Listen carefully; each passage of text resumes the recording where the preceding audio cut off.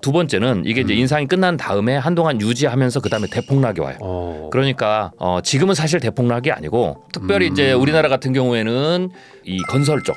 건설 쪽. 제가 그 나오신 영상들을 조금 봤거든요. 네네. 이 우리나라에 단기적으로 봤을 때 조금 좀 충격이 올 수 있다 이렇게 네네. 얘기하신 게 좀 있었어요. 네네네. 그래가지고 앞으로 한 2년 정도 그 한국 금융이 좀 많이 취약할 것이다. 네네. 뭐 이런 얘기 하시는 게 있는데 그거 어떤 이유 때문에 그렇게 말씀하시고요? 뭐 일단 뭐 금융 위기 뭐 여기까지는 가는 건 아니고요. 지금 전 세계 경제가 지금 이제 긴축 네. 그 기조로 들어가잖아요. 그러면 긴축으로 들어갈 때는 그냥 반드시 긴축 구간 안에서 나타나는 네. 경제적 위기 혹은 네. 자산 시장의 충격. 네. 뭐 그거는 이제 주식 뭐 시장 포함하고 부동산 시장 다 네. 포함하겠죠. 그리고 요새는 이제 암호화폐도 있으니까요. 이런 시장에서의 어떤 그 충격들이 네. 당연히 나타납니다. 아, 그냥 거의 공통적으로 일어나는 그렇죠. 현상이다. 예, 그래서 네. 그 부분은 패턴적으로 나타나고 차이가 네. 있다면 반복될 때마다 규모가 어떻게 크냐, 그다음에 그 기간이 어느 정도 네. 되느냐 이런 부분만 불확실성이고요. 네. 일어나는 것 자체는 뭐 이미 정해진 미래고 네. 뭐 요 근래 지금 미국이나 유럽에서 그 은행들이 파산하는 일도 네. 정해진 수순이다 이렇게 보시면 됩니다. 아, 그래요? 네네. 그걸 어찌 보면 뭐 그거 될 때까지 긴축하는 거다. 뭐 이렇게 볼 수도 있는 건가요? 긴축 기간 안에 일어나는 일이죠. 네. 아직 끝나지 않은 것이다. 그렇죠. 그래서 긴축 기간이 끝날 때까지는 네. 안심하시면 안 되고요. 네. 사실 뭐 주식시장으로 보면 많은 분들이 지금이 뭐 대폭락 기간이냐라고 이제 얘기를 하시는데 사실 그렇지 않습니다. 뭐 주식으로 굳이 예를 드리자면 네. 긴축을 시작하면 이제 긴축이라는 것은 연준이 기준금리를 올리기 시작해서 중앙은행들이 그리고 기준금리 인상을 멈추고 한동안 그 유지를 해요. 네. 요 때까지가 사실은 이제 긴축 기간이거든요. 네. 그러니까 이 안에 두 번의 주식시장을 보면 조정이 와요. 네. 그러니까 첫 번째는 기준금리 인상 시작할 때는 거고요. 이것은 보통 이제 대조정 그렇게 얘기를 네. 해요. 그렇지만 두 번째는 이게 이제 인상이 끝난 다음에 한동안 유지하면서 그다음에 대폭락이 와요. 그러니까 지금은 사실 대폭락이 아니고 지금은. 원래는 패턴상으로 보면 대조정인데 워낙 이번에 코로나 이후에 버블이 자산 시장이 굉장히 많이 꼈기 네. 때문에 사실 이치는 많이 오르면 많이 떨어지거든요. 네. 그러면 대조정도 마찬가지예요. 많이 오른 장에서는 대조정도 크죠. 대폭락은 더 크겠죠. 네. 그런 측면에서 우리가 기존의 대조정이 긴축 시작하면서 나타난 대조정이 과거보다 좀 커 보이니까 네. 많은 분들이 이게 대폭락 아니냐라고 생각하는데 사실은 대폭락이 아니고 네. 조금 규모가 큰 대조정이라고 보시면 돼요. 그럼 보통 두 번이 온다고 하셨는데 아직 지금 금리 인상 단계 중이잖아요. 그렇죠. 중이죠. 그러니까 아직 1번이 채 안 끝난 상태인데. 그렇죠. 그리고 원래는 과거의 네. 패턴을 보면 이게 이제 대조정이 지금보다는 규모도 작았지만 네. 이 기간도 짧았어요. 그래서 보통은 기준금리 인상 초반에 대조정이 끝나요. 그리고는 인상이 돼도 경제가 안정적이고 주가가 다시 반등을 네. 하고 이러는데 네. 지금은 그 기간이 꽤 길어진 상황이에요. 아, 네. 네. 이거 끝나고 잠시 소강 상태로 들어가다가 네. 그리고 기준금리 인상 이후에 네. 그거는 사실 이제 대폭락이 언제 오는지는 예측 불가능합니다. 보통은 이제 패턴으로 보면 빠르면 6개월, 네. 늦으면 한 1년 6개월 정도가 걸리거든요. 아. 그 안에 네. 어느 시점에선가 대폭락이 오는데 이제 두 번째 이 조정이 대폭락은 그러니까 첫 번째는 기준금리 인상에 의해서 유동성이 축소가 되니까 일단 그걸로 인해서 발작이 일어나는 깜짝 거고요. 놀라서. 그렇죠. 네. 두 번째로는 그게 지속이 되면서 결국 금융권 그리고 기업 가장 중요한 기업이죠. 기업에 타격을 주면서 네. 채권 시장에 네. 기업이 발행하는 이 채권 시장에 문제가 생기면서 결국은 그것과 연관돼 있는 네. 주식이죠. 네. 그게 이제 같이 또 한 번 같이 더. 무너지는 거죠. 그걸 이제 대조정이다라고 야, 보시면 됩니다. 그러면은 그런 일이 한국도 같이 일어난다는 거죠? 당연하죠. 지금은 네. 세계 경제가 동조화돼 있기 때문에 네. 미국이 그렇게 되면 뭐 거의 동시 혹은 약간의 시차를 두고 네. 그런 일들이 일어나죠. 아, 그러면은 지금 미국에서는 뭐 은행이 막 망하고 이러고 있는데 네네네. 한국은 좀 그런 면에서는 좀 다르다. 뭐 이렇게 다르다 지금 할 뭐 수 경제부총리가 막 얘기하고 있는데 그렇죠. 다르죠. 우리는 그럼 다른 식의 위기가 같이 오는 건가요? 이제 보통은 이제 미국하고 한국하고 은행의 어떤 그 생태계 자체를 조금 네. 다르게 보셔야 돼요. 미국은 우리나라는 사실 국가가 은행을 허락해가지고 그러니까 물론 이제 제1금융, 2금융 이렇게 있지만 네. 이 대마불사라고 하는 큰 은행들만 있잖아요. 네. 예. 그리고 우리나라는 은행 자체가 그 뭐 지점 오대은. 하나 뭐 네. 이렇게만 나서 단독은행 이런 게 없어요. 네. 물론 이제 그게 저축은행도 있지만 그건 이제 정부 규제 안에 있고 뭐 농협이나 수협을 가면 과거에는 단위 조합이었죠. 그걸 다시 묶었잖아요. 그러니까 네. 그런 구조가 있지만 사실은 큰 은행들이에요. 네. 근데 미국은 네. 뭐 아시겠지만 큰 은행도 있고요. 하나 조그마한 것도 있고. 그냥 하나만 있는 은행들이 굉장히 많아요. 그런 은행들 중에서 터지는 거예요. 그래서 이 긴축이 발생을 하면 한국은 1997년 외환 위기를 제외하고 네. 경제 위기 때는 은행이 파산하지는 않아요. 그러나 미국은 그런 단위에 하나밖에 없는 은행들, 네. 작은 소규모, 뭐 자본을 가진 은행을 쉽게 설립할 수 있으니까요. 네. 이제 그런 데들이 이제 터지는 거고, 네. 그게 이제 부동산이 버블이 주가 되냐라고 했을 때는 부동산 관련 은행들이 부동산 대출을 많이 해줬던 은행에서 터지는 네. 거고요. 지금은 부동산보다는 2000년 닷컴 버블처럼 이 4차 산업혁명에 의해서 실리콘밸리에서의 어떤 그 버블이 커요. 네. 그러니까 이번에 이제 SVB 같이 실리콘밸리 안에서 스타트업을 대출했던 은행들이 타격을 본 거죠. 네. 그래서 이제 그런 은행들이 초반에 파산이 와요. 네. 그리고 당연히 이제 그걸 이제 그 정부가 지원해서 이제 해소를 하죠. 막았지만. 그렇죠. 그 다음에 이제 기업으로 가는데 우리는 요 앞 단계, 은행 단계는 생략하고 넘어간다 이렇게 봐요. 은행은 어쨌든 뭐 정부가 뭐 다 잘 관리하고 있으니까. 그렇죠. 사실상 뭐 그렇죠. 그거는 네. 정부가 막을 수밖에 없어요. 왜냐하면 1금융, 2금융을 파산하면 우리나라 금융위 가는 겁니다. 그러니까 그렇죠. 그거는 절대로 정부가 가만히 놔두지 우리나라는 않죠. 기업 쪽에서 터질 확률이 있다고 보세요? 그렇죠. 기업. 특별히 이제 우리나라 같은 경우에는 이제 미국은 보면 이제 기업들 중에서도 이 스타트업이나 혹은 빅테크 쪽이 지금 가장 취약하고요. 한국은 어느 기업이 취약하냐면 물론 그런 쪽도 있지만 지금 한국은 부동산 버블이 굉장히 많이 낀 상황이에요. 제가 분석하기로는 한국은 부동산 버블이 1970년대 80년 이후부터 대략 세 번째 폭등기가 왔거든요. 이번 코로나 때가. 그래서 지금은 이 부동산 쪽과 관련해서 기업들이 충격을 많이 받죠. 그래서 뭐 레고랜드 사태도 뭐 비슷한 사태고요. 그 다음에 이제 뭐 기업으로 보면 이제 이 건설 쪽, 건설 쪽. 부동산과 연관된 회사들이 상당히 지금 위험한 고비를 지나가야 된다라고 봐야 되겠죠. 미국에서 뭔가가 터지기 시작하거나 뭐 유럽에서 터지면서 그렇죠. 연쇄작용으로. 연쇄작용이죠. 왜냐하면 가장 핵심은 기업이 터진다라는 것은 기업이 발행한 회사채 시장에 문제가 생긴다는 거예요. 그 회사채 시장을 회사채를 발행하면 잘 아시겠지만 뭐 장기채도 있지만 뭐 3년에 한 번씩 롤오버를 한다든지 막 이런 게 있잖아요. 근데 그게 돌아온단 말이죠. 근데 그 돌아올 때 만기 연장이 안 되는 거죠. 그러면 이제 자금 경색이 일어나는 거죠. 그렇죠. 혹은 만기 연장을 해도 더 높은 금리를 줘야 되니까 기업이 못 버티게 되는 겁니다. 그래서 이제 결국은 금융 비용이 급속하게 높아지고 자기 채권 시장에서의 채권의 등급이 떨어지면 신용 등급도 떨어지죠. 그러니까 이런 것들이 악순환이 발생하면서 그 고리를 그 기간이 뭐 6개월이나 1년 되는데 그걸 못 넘어가는 기업은 결국 채무 조정에 들어가야 된다라는 거죠. 그런 거를 좀 정부가 막 막아주고 막 그러려고 막 안정 채권도 막 만들고 그렇죠. 하는데 하지만 그거는 이제 왜 어떤 문제가 있냐면 그걸 다 막을 수는 없죠. 왜냐하면 우리가 시장 경제니까. 그 중에서 봐서 연관도가 굉장히 높은 데는 막지만 그렇지 않는 데까지 다 막으면 모럴 해저도 있고 그리고 또 막아서 그 살려준다고 해도 사실은 이게 이제 왜 그런 상황이 있냐면 경기가 막 호황으로 갈 때 사실은 구조조정이 안 되죠. 왜냐하면 금리가 낮고 그러니까 자본 조달 비용이 싸니까 기업 경쟁력이 떨어져도 금융 비용을 조달하면서 가죠. 그래서 그렇죠. 좀비 기업도 늘어나고. 근데 이게 경기가 불황이 되면 마치 다이어트를 하듯이 이게 조절을 해줘야 돼요. 그러니까 순기능도 있어요. 그러니까 그런 순기능 일부를 시장에서 이럴 때에 작동시키는 거죠. 그래서 모든 기업들을 문제가 되는 모든 기업들을 정부나 중앙은행이 도와줄 수가 없는 겁니다. 결국 시장 안에서 스스로 파산할 수 있도록. 그렇지만 이제 그걸 놔두면 왜냐하면 그걸 안 하면 나중에 경기 위기를 넘어가서 이제 자본을 다시 또 중앙은행이나 정부가 풀 텐데 그게 효율적으로 못 들어가요. 그렇죠. 한번 살을 또 쏙 빼놔야지 또 그렇죠. 건강해지는데. 그래서 살 기업 미래 기대가 있는 기업에만 자본이 들어가야 되는데 그렇지 않으면 이게 이제 자본 효율성이 떨어지죠. 그럼 국가 경제 전체가 장기적인 침체에 들어가요.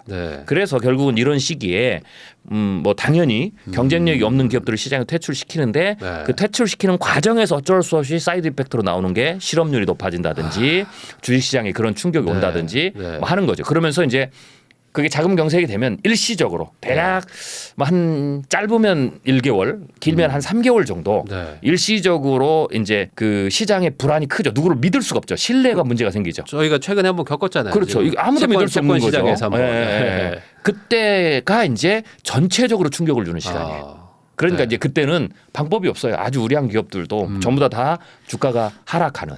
예, 그리고 자산시장 전체가 다 얼어붙는. 아, 예. 그래서 그거를 자산시장의 대학살이 다가온다라고 표현하신 거를 지금 그 의미로 보면 될까요? 네, 일단은 제가 이제 노멀하게 보면 네. 자산시장 충격, 뭐 자산시장 딜 레버리징 뭐 이렇게 얘기를 할 수가 있겠죠. 네. 근데 제가 이번엔 조금 더 자산시장 대학살이라는 단어를 쓴 이유가 있어요. 대학살은 좀 세잖아요. 그렇죠, 좀 세죠. 왜냐하면 뭐 이제 왜 그러냐면 과거에 네. 이제 그 금융 이게 경제위기가 반복될 때 미국의 뭐 채권 시장 대학살 뭐 이런 네. 사건들이 있었어요. 네. 이 말은 이제 그때가 충격이 훨씬 보통보다 평균보다 컸다라는 컸기 거죠. 때문에. 그래서 제가 이번에도 자산 시장이 조정이 오긴 하는데 네. 대폭락이 오는데 과거보다 좀 다르다. 왜냐하면 세게 일단 온다. 일단 코로나19를 겪으면서 평균보다 버블이 높아졌죠. 커졌죠. 그러니까 이치는 간단해요. 많이 오르면 많이 떨어지는 거죠. 그러니까 지금도 부동산을 여러분들이 보시면 부동산이 코로나 기간 안에 굉장히 많이 올랐던 데는 지금 많이 떨어졌잖아요. 이게 기본적인 이치예요. 그렇기 때문에 많이 올랐기 때문에 네. 충격을 받는 강도가 크다. 다른 때보다. 네. 또 하나는 경제 위기가 오면 네. 보통은 이제 자산시장 충격이 주식시장 뭐 주식시장 혹은 채권시장 기업이죠. 여기에 충격이 2번 정도 올 때 부동산이 한 번 오고 그래요. 왜냐하면 부동산 사이클이 훨씬 더 길거든요. 느리죠. 그렇죠. 네. 그러니까 이 사이클 한 번 돌 때 채권 시장은 2번 돌아요. 네. 그래서 서로 대체적으로 엇갈려 맞습니다. 네. 그래서 한번 이번 금융 뭐 경제 위기는 주식시장, 다음번은 부동산, 그 다음에 주식시장, 부동산 뭐 이렇게 맞는데 네. 이번은 두 개가 같이 그렇지만 사이클이 그렇게 들어도 언젠가는 한번 부딪히는 데가 있잖아요. 네. 이게 지금 같이 터지는데. 아. 그래서 지금 한국도 주식 시장도 굉장히 많이 올랐고 네. 코로나 때 네. 부동산 시장도 굉장히 많이 올랐죠. 올랐잖아요. 네. 그러니까 이게 두 개 동시에 맞아요. 그러니까 이게 보통은 엇갈려 맞는데 네. 이번엔 동시에 맞는다. 아. 그런 의미. 또 하나는 이번 이제 그 경제 위기 혹은 자산 시장 충격 이전이 네. 2008년 서브프라임 사태 때잖아요. 그때 이제 부동산이 맞았고요. 네, 네. 그런데 이제 그 이전 그때까지는 없었던 새로운 자산 시장이 있었어요. 그게 바로 암호화폐 시장이죠. 암호화폐. 그러니까 이거는 이번 자산 시장 충격 받을 때 처음 받는 거예요. 그러니까 보통보다 모든 자산이 버블이 크고 이번이 네. 부동산과 주식 채권 시장이 엇갈려 맞는데 네. 동시에 맞고 동시에 맞고. 동시에 과거에 없었던 암호화폐 시장도 들어와서 맞죠. 네. 그러니까 이거는 과거와 전혀 다른 형식의 범위가 크고 규모도 꽤 되는 그런 어떤 자산 시장의 충격이다라고 해서 제가 자산 시장 대학살이다. 하긴 옛날 같았으면은 예금에 들어가 있을 정도의 돈 가지고 있는 분들이 코인을 하는 분들도 엄청 많거든요. 그렇죠. 예. 네, 그런 거 생각하면은 그게 이제 새로운 시장이니까. 그렇죠. 그리고 또 거기는 또 워낙 또 변동성도 크고. 변동성이 크죠. 그러면 진짜 한 번 빠지면 뭐 확 빠졌다가 또 그렇죠. 그래서 아까 엄청 얘기했지만 올라가는데. 이 충격받는 이 네. 낙폭이 네. 지금 뭐 이미 암호화폐는 뭐 70% 80% 많은 건 90%뭐 네. 어떤 건 시장에서 파산도 됐잖아요. 네. 이제 그 정도의 낙폭인 거고 왜냐하면 보통은 80% 이상 자산이 이 충격 타이밍에 하락하는 거는 주식으로 보면 100년에 50년에 한 번 오는 거예요. 그러니까 이게 지금 암호화폐가 네. 지금 그 정도의 충격이고 네. 또 하나는 지금 나스닥 네. 혹은 뭐 이런 부분에서 빅테크 혹은 미래형 산업에서 뭐 예를 들면 테슬라 같은 경우에 낙폭이 굉장히 크잖아요. 네. 이것도 역시 이 버블기 그 기술 버블기 오는 충격이거든요. 네. 그러니까 그런 측면에서도 낙폭이 과거보다 상대적으로 굉장히 크죠. 그래서 사실 지금 투자하시는 분들이 네. 굉장히 사실은 이제 혼동스럽고 멘붕 상태죠. 아니 그 어떤 분들은 또 지금 또 주식이 또 바닥 찍고 좀 올라오는 상태니까 네네네. 이제는 뭐 이제 힘든 시기가 또 지나갔다. 네네. 이제 약간 좀 뭐 반등의 시작이다라고 말하는 분들도 있는데 네네네. 그러기에는 아직 2차 그렇죠. 하락은 오지도 않았다. 반등은 가능해요. 네, 네. 기술적 반등. 네, 왜냐하면 1차 충격 대조정 그다음에 대폭락 중간 기간이 제가 있다고 그랬잖아요. 네. 잠시 휴지기가. 네. 네, 그 기간 안에 일단 분위기가 좀 좋아지니까 반등을 하는 겁니다. 너무 많이 빠지면 사실 좀 싸 보이니까. 그렇죠. 기술적 반등을 다 하는 거죠. 네. 그렇지만 대세 상승은 아니다. 한 번 더 있다. 단 이번에 저는 이제 뭐라고 하냐면 이번에 대조정이 꽤 컸기 때문에 네. 다음번 대폭락 보통은 대조정이 제가 이제 대조정 할 때는 다우 기준으로 보면 한 15에서 한 20% 정도거든요. 네. 네. 그런데 지금은 그보다 좀 더 빠졌단 말이죠. 대폭락은 다우로 보면 한 30% 이상이에요. 대폭락이 더 큰 건데 원래는. 그렇죠. 이제 그때 대조정을 그렇게 받고 회복을 해요. 절반쯤 회복하거나 어떤 거는 조금 뭐 거의 전고점까지 회복을 해서 가다가 다시 대조정 때 쭉 빠지죠. 그러니까 이번이 이제 많이 빠졌기 때문에 네. 이제 다음번 대조정의 최종 저점이 이번하고 비슷하거나 혹은 조금 더 내려갈 수는 있죠. 그 차이만 있지. 네. 결국은 조정폭이 꽤 있다. 그렇게 봤을 때 지금 올라간다고 해서 네. 그거 이제 안심하시면 안 된다라는 거죠. 어떻게 보면 우리가 이번 대조정 때 나타나는 최저점 네. 까지 다시 한 번 더 내려갈 수 있거나 뭐 일부에서는 그렇잖아요. 그보다 더 내려갈 수도 네. 있다. 충분히 가능한 시나리오입니다. 그러면은 이게 그 2008년 금융위기 뭐 그때 기준으로 봤을 때는 그때보다 더 큰 폭의 좀 체감이라고 할까? 더 안 좋은 상황이라고 봐야 될까요? 아니요. 주식 시장은 좀 덜합니다. 왜냐하면 2008년 금융위기는 부동산 시장의 충격이 좀 컸죠. 네. 그래서 부동산과 관련된 어떤 기업들이 채권 시장을 장난 아니었습니다. 그렇죠. 굉장했고요. 네. 근데 이제 2008년은 그거를 은행으로 넘어갔기 때문에 이거를 초두에 못 막았어요. 이번에 지금 SVB 같은 경우는 그 학습 효과 때문에 초장에 막은 거거든요. 네. 그때는 시장의 자유로 맡기자라고 해서 가다가 이제 큰 충격을 받았죠. 금융 시스템이 깨졌어요. 네. 그래서 금융 시스템이 깨졌기 때문에 이게 주식시장 전반으로 가서 전체적인 낙폭이 미국이 한 50% 가까이 폭락했거든요. 네. 우리나라는 한 7, 80%까지 떨어졌죠. 그건 이게 금융 시스템이 깨졌기 때문에 그런 거예요. 이번에는 그렇게까지는 하지 않으니까 폭 자체가 그렇게까지 떨어지지는 않죠. 네. 그렇지만 부동산 같은 경우에는 사실 우리나라 2008년 때는 부동산 시장이 미국보다 덜 충격적이거든요. 네. 그러나 우리는 그때보다 오히려 이번이 더 충격이 클 수도 있다. 뭐 이미 벌써 반토막 난 데도 있고 네, 그러니까 네, 네. 그 차이가 좀 있고 미국은 2008년 부동산보다는 좀 나아요. 그러니까 미국의 부동산 시장은 2008년보다 충격이 좀 덜하다. 라는 거죠. 그래서 그게 약간의 차이들이 그 국가마다의 어떤 부채의 특성에 따라서 조금씩 다르다라고 봐야 됩니다.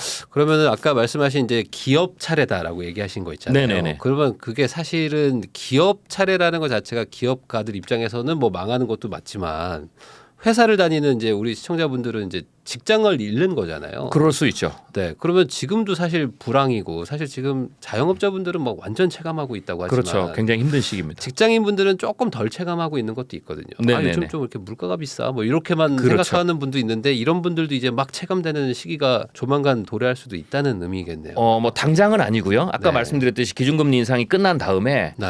기준금리를 높은 상황에서 6개월이든 1년이든 뭐 1년 6개월 유지를 합니다. 근데 그 유지는 연준이 본인들도 언제까지 유지될지 몰라요. 할 줄 몰라요. 예, 왜냐하면 일단은 물가를 잡을 때까지 쭉 유지를 하는 겁니다. 네. 그런데 왜 그러면 6개월이 1년 후냐면 물가를 잡으면서 내려가든지 아니면 그 물가를 잡기 전에 그 금리를 못 버텨서 채권 시장에 문제가 생기는 거죠. 박살이 나든지. 기업이.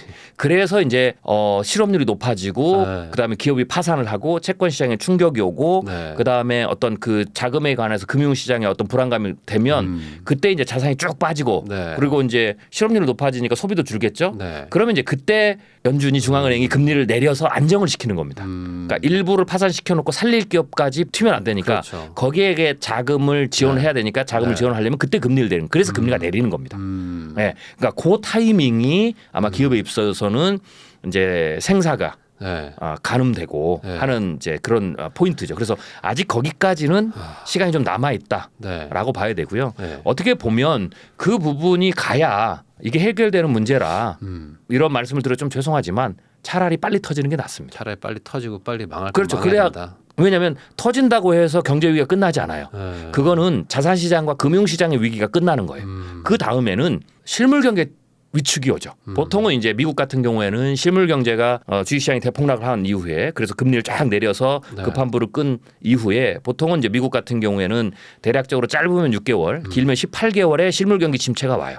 후유증이 오는 거죠. 네. 네. 그런데 이제 우리나라는 거기서 한 6개월 정도가 더 길어요. 더 가요. 그러니까 우리나라는 실물 경기 침체가 짧으면 12개월, 네. 길면 24개월이 간다라는 거죠. 아. 네, 이제 그 부분까지 생각하면 긴축 기간의 고통하고 실물 경기 침체의 고통 그러면 이제 우리 같은 이제 미국 이외의 다른 나라들은 대략적으로 한 4년 정도, 3, 4년 정도는 경제적으로 실질적으로 체감이 어렵죠.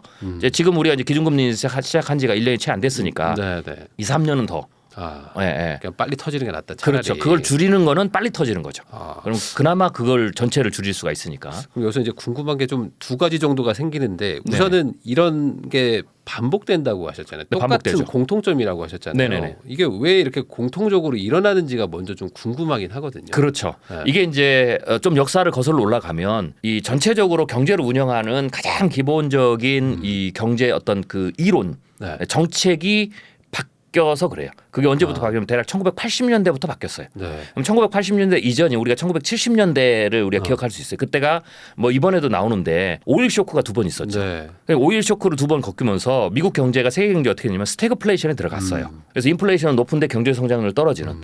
그래서 이때의 정책이 케인즈주의, 대공황 이후의 국가주도 의 어떤 그 경제를 이끌어가는 네. 그런 어떤 이제 이론이 전체적으로 이제 그 금융이나 경제 전반을 지배하고 있었는데 이게 이제 잘 먹히다가 네. 1970년대 들어서 오일 쇼크를 맞으면서 이게 전혀 작동이 안 된 거예요. 네. 그래서 이제 이때 이제 반성이 일어났죠. 그럼 이걸 어떻게 해야 되느냐라고 이제 많은 토론들이 일어났어요. 기존의 정책으로 하나도 안 먹히니까. 네. 그래서 이제 이때 이제 나온 게 뭐냐면 우리가 이제 아는 이제 지금으로 얘기하면 이제 통화주의죠. 통화 정책으로 봤을 때 네. 사실은 대공황 자체도 너무 급격하게 돈을 풀다가 네. 줄일 때도 너무 급격하게 돈을 줄이는 그러니까 통화 정책의 안정성이 떨어지죠. 네.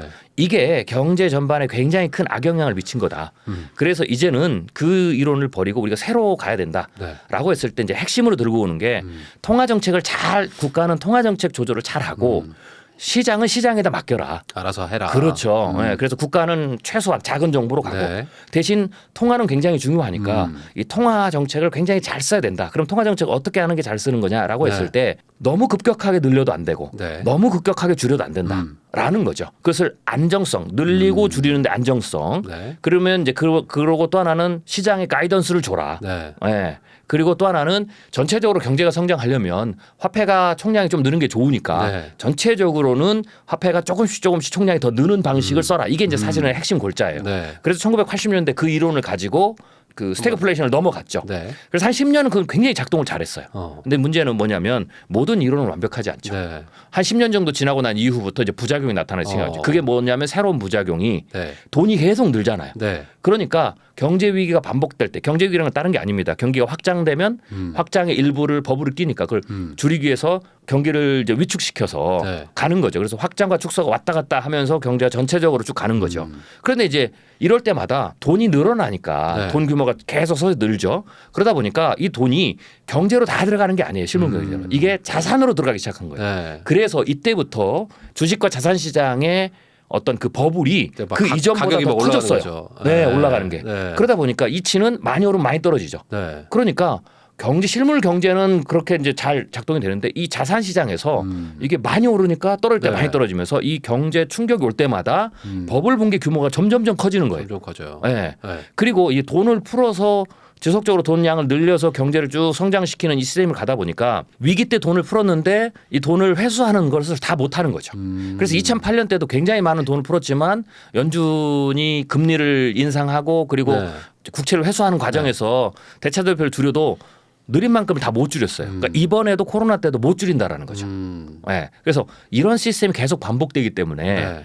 경제의 어떤 그 확장과 위축이 사이클로 반복될 때마다 네. 자산 시장에서는 계속해서 이런 번씩 충격들이 이렇게 계속 버블 반복되죠. 또 축소, 버블 축소. 그렇죠. 그런데 이게 계속 총량이 계속 증가하니까 다음번에는 더 커지고 다음번에는 더 커지고 하는 것들이 악순환이 지금 고리에 빠졌다라고 보면 되고요. 네. 이것을 탈출하는 유일한 방법은 네.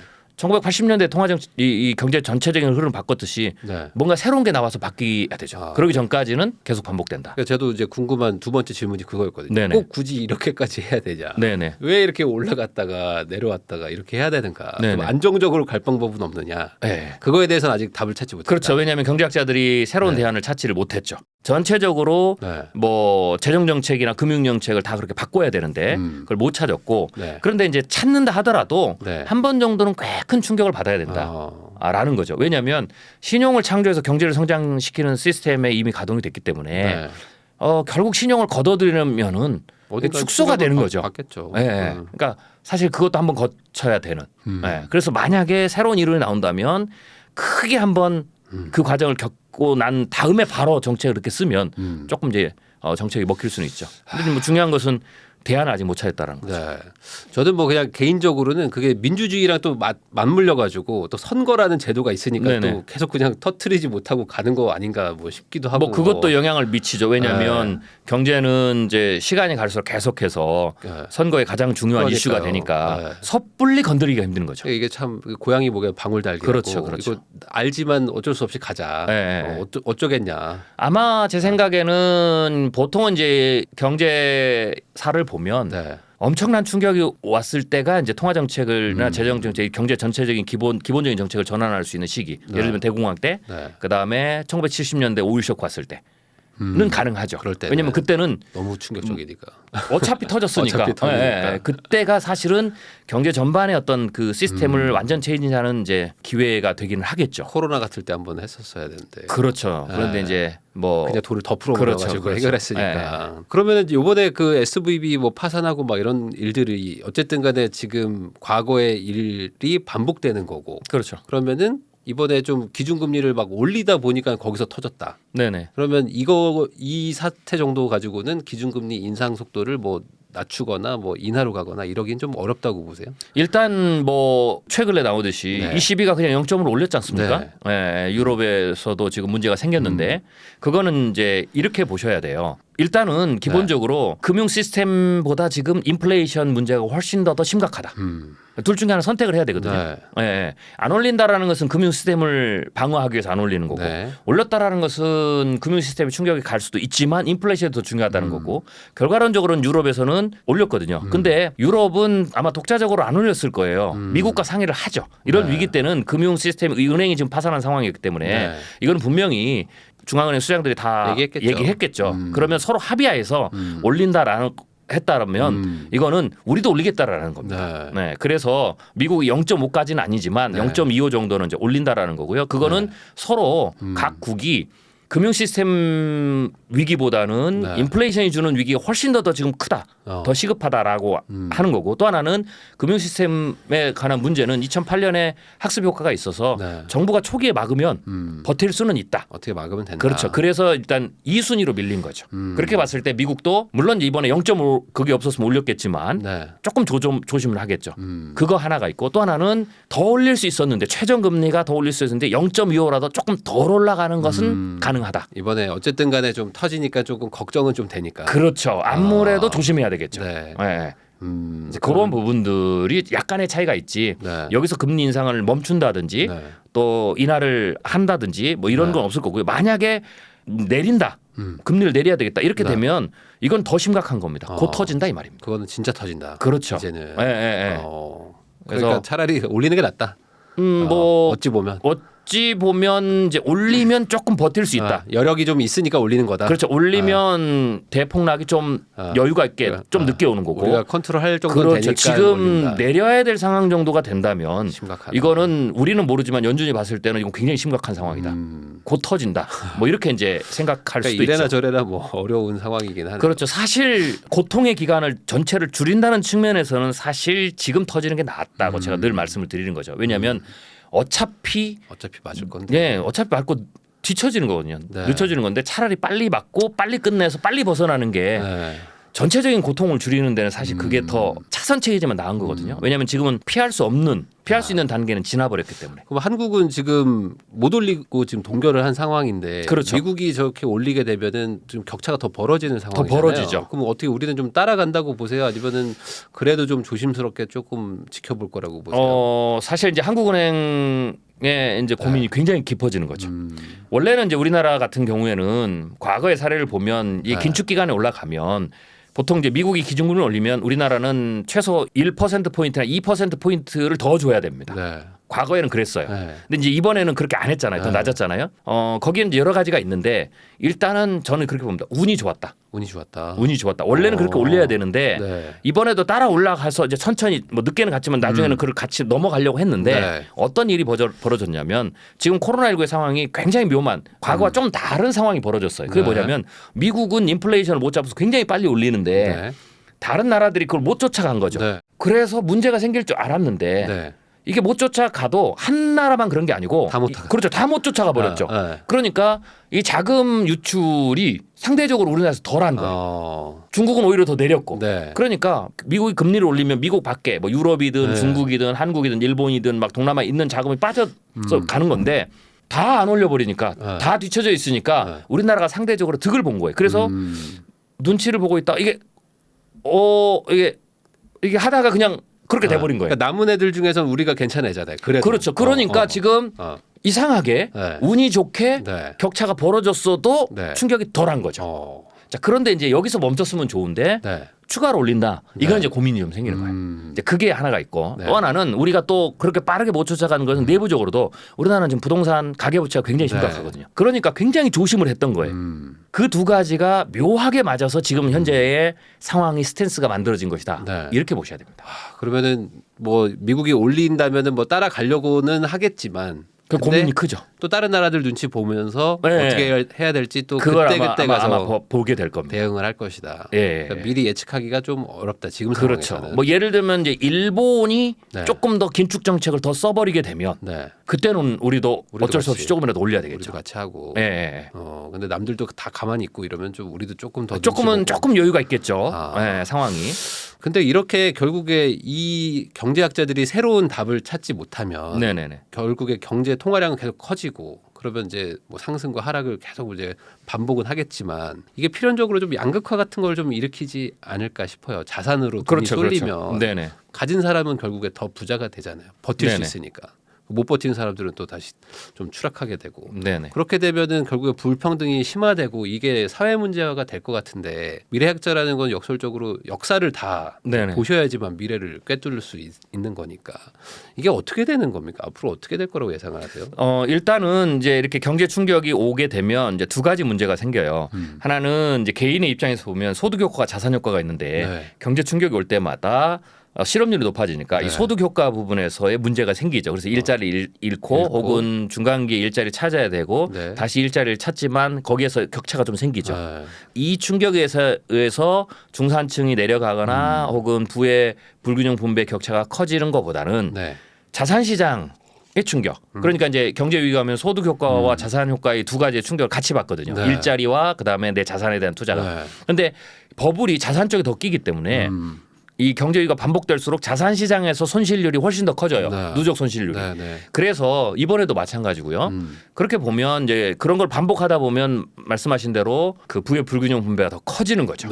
그게 이제 어느 정도 일정 수준에 넘어가면 그 다음 단계로 넘어가요. 예를 들면 지금 미국 같은 경우에도 상위 1%나 0.1%가 미국에서 전체 부에서 차지하는 비중이 대공황 이후로 거의 지금 가장 높은 수준이거든요.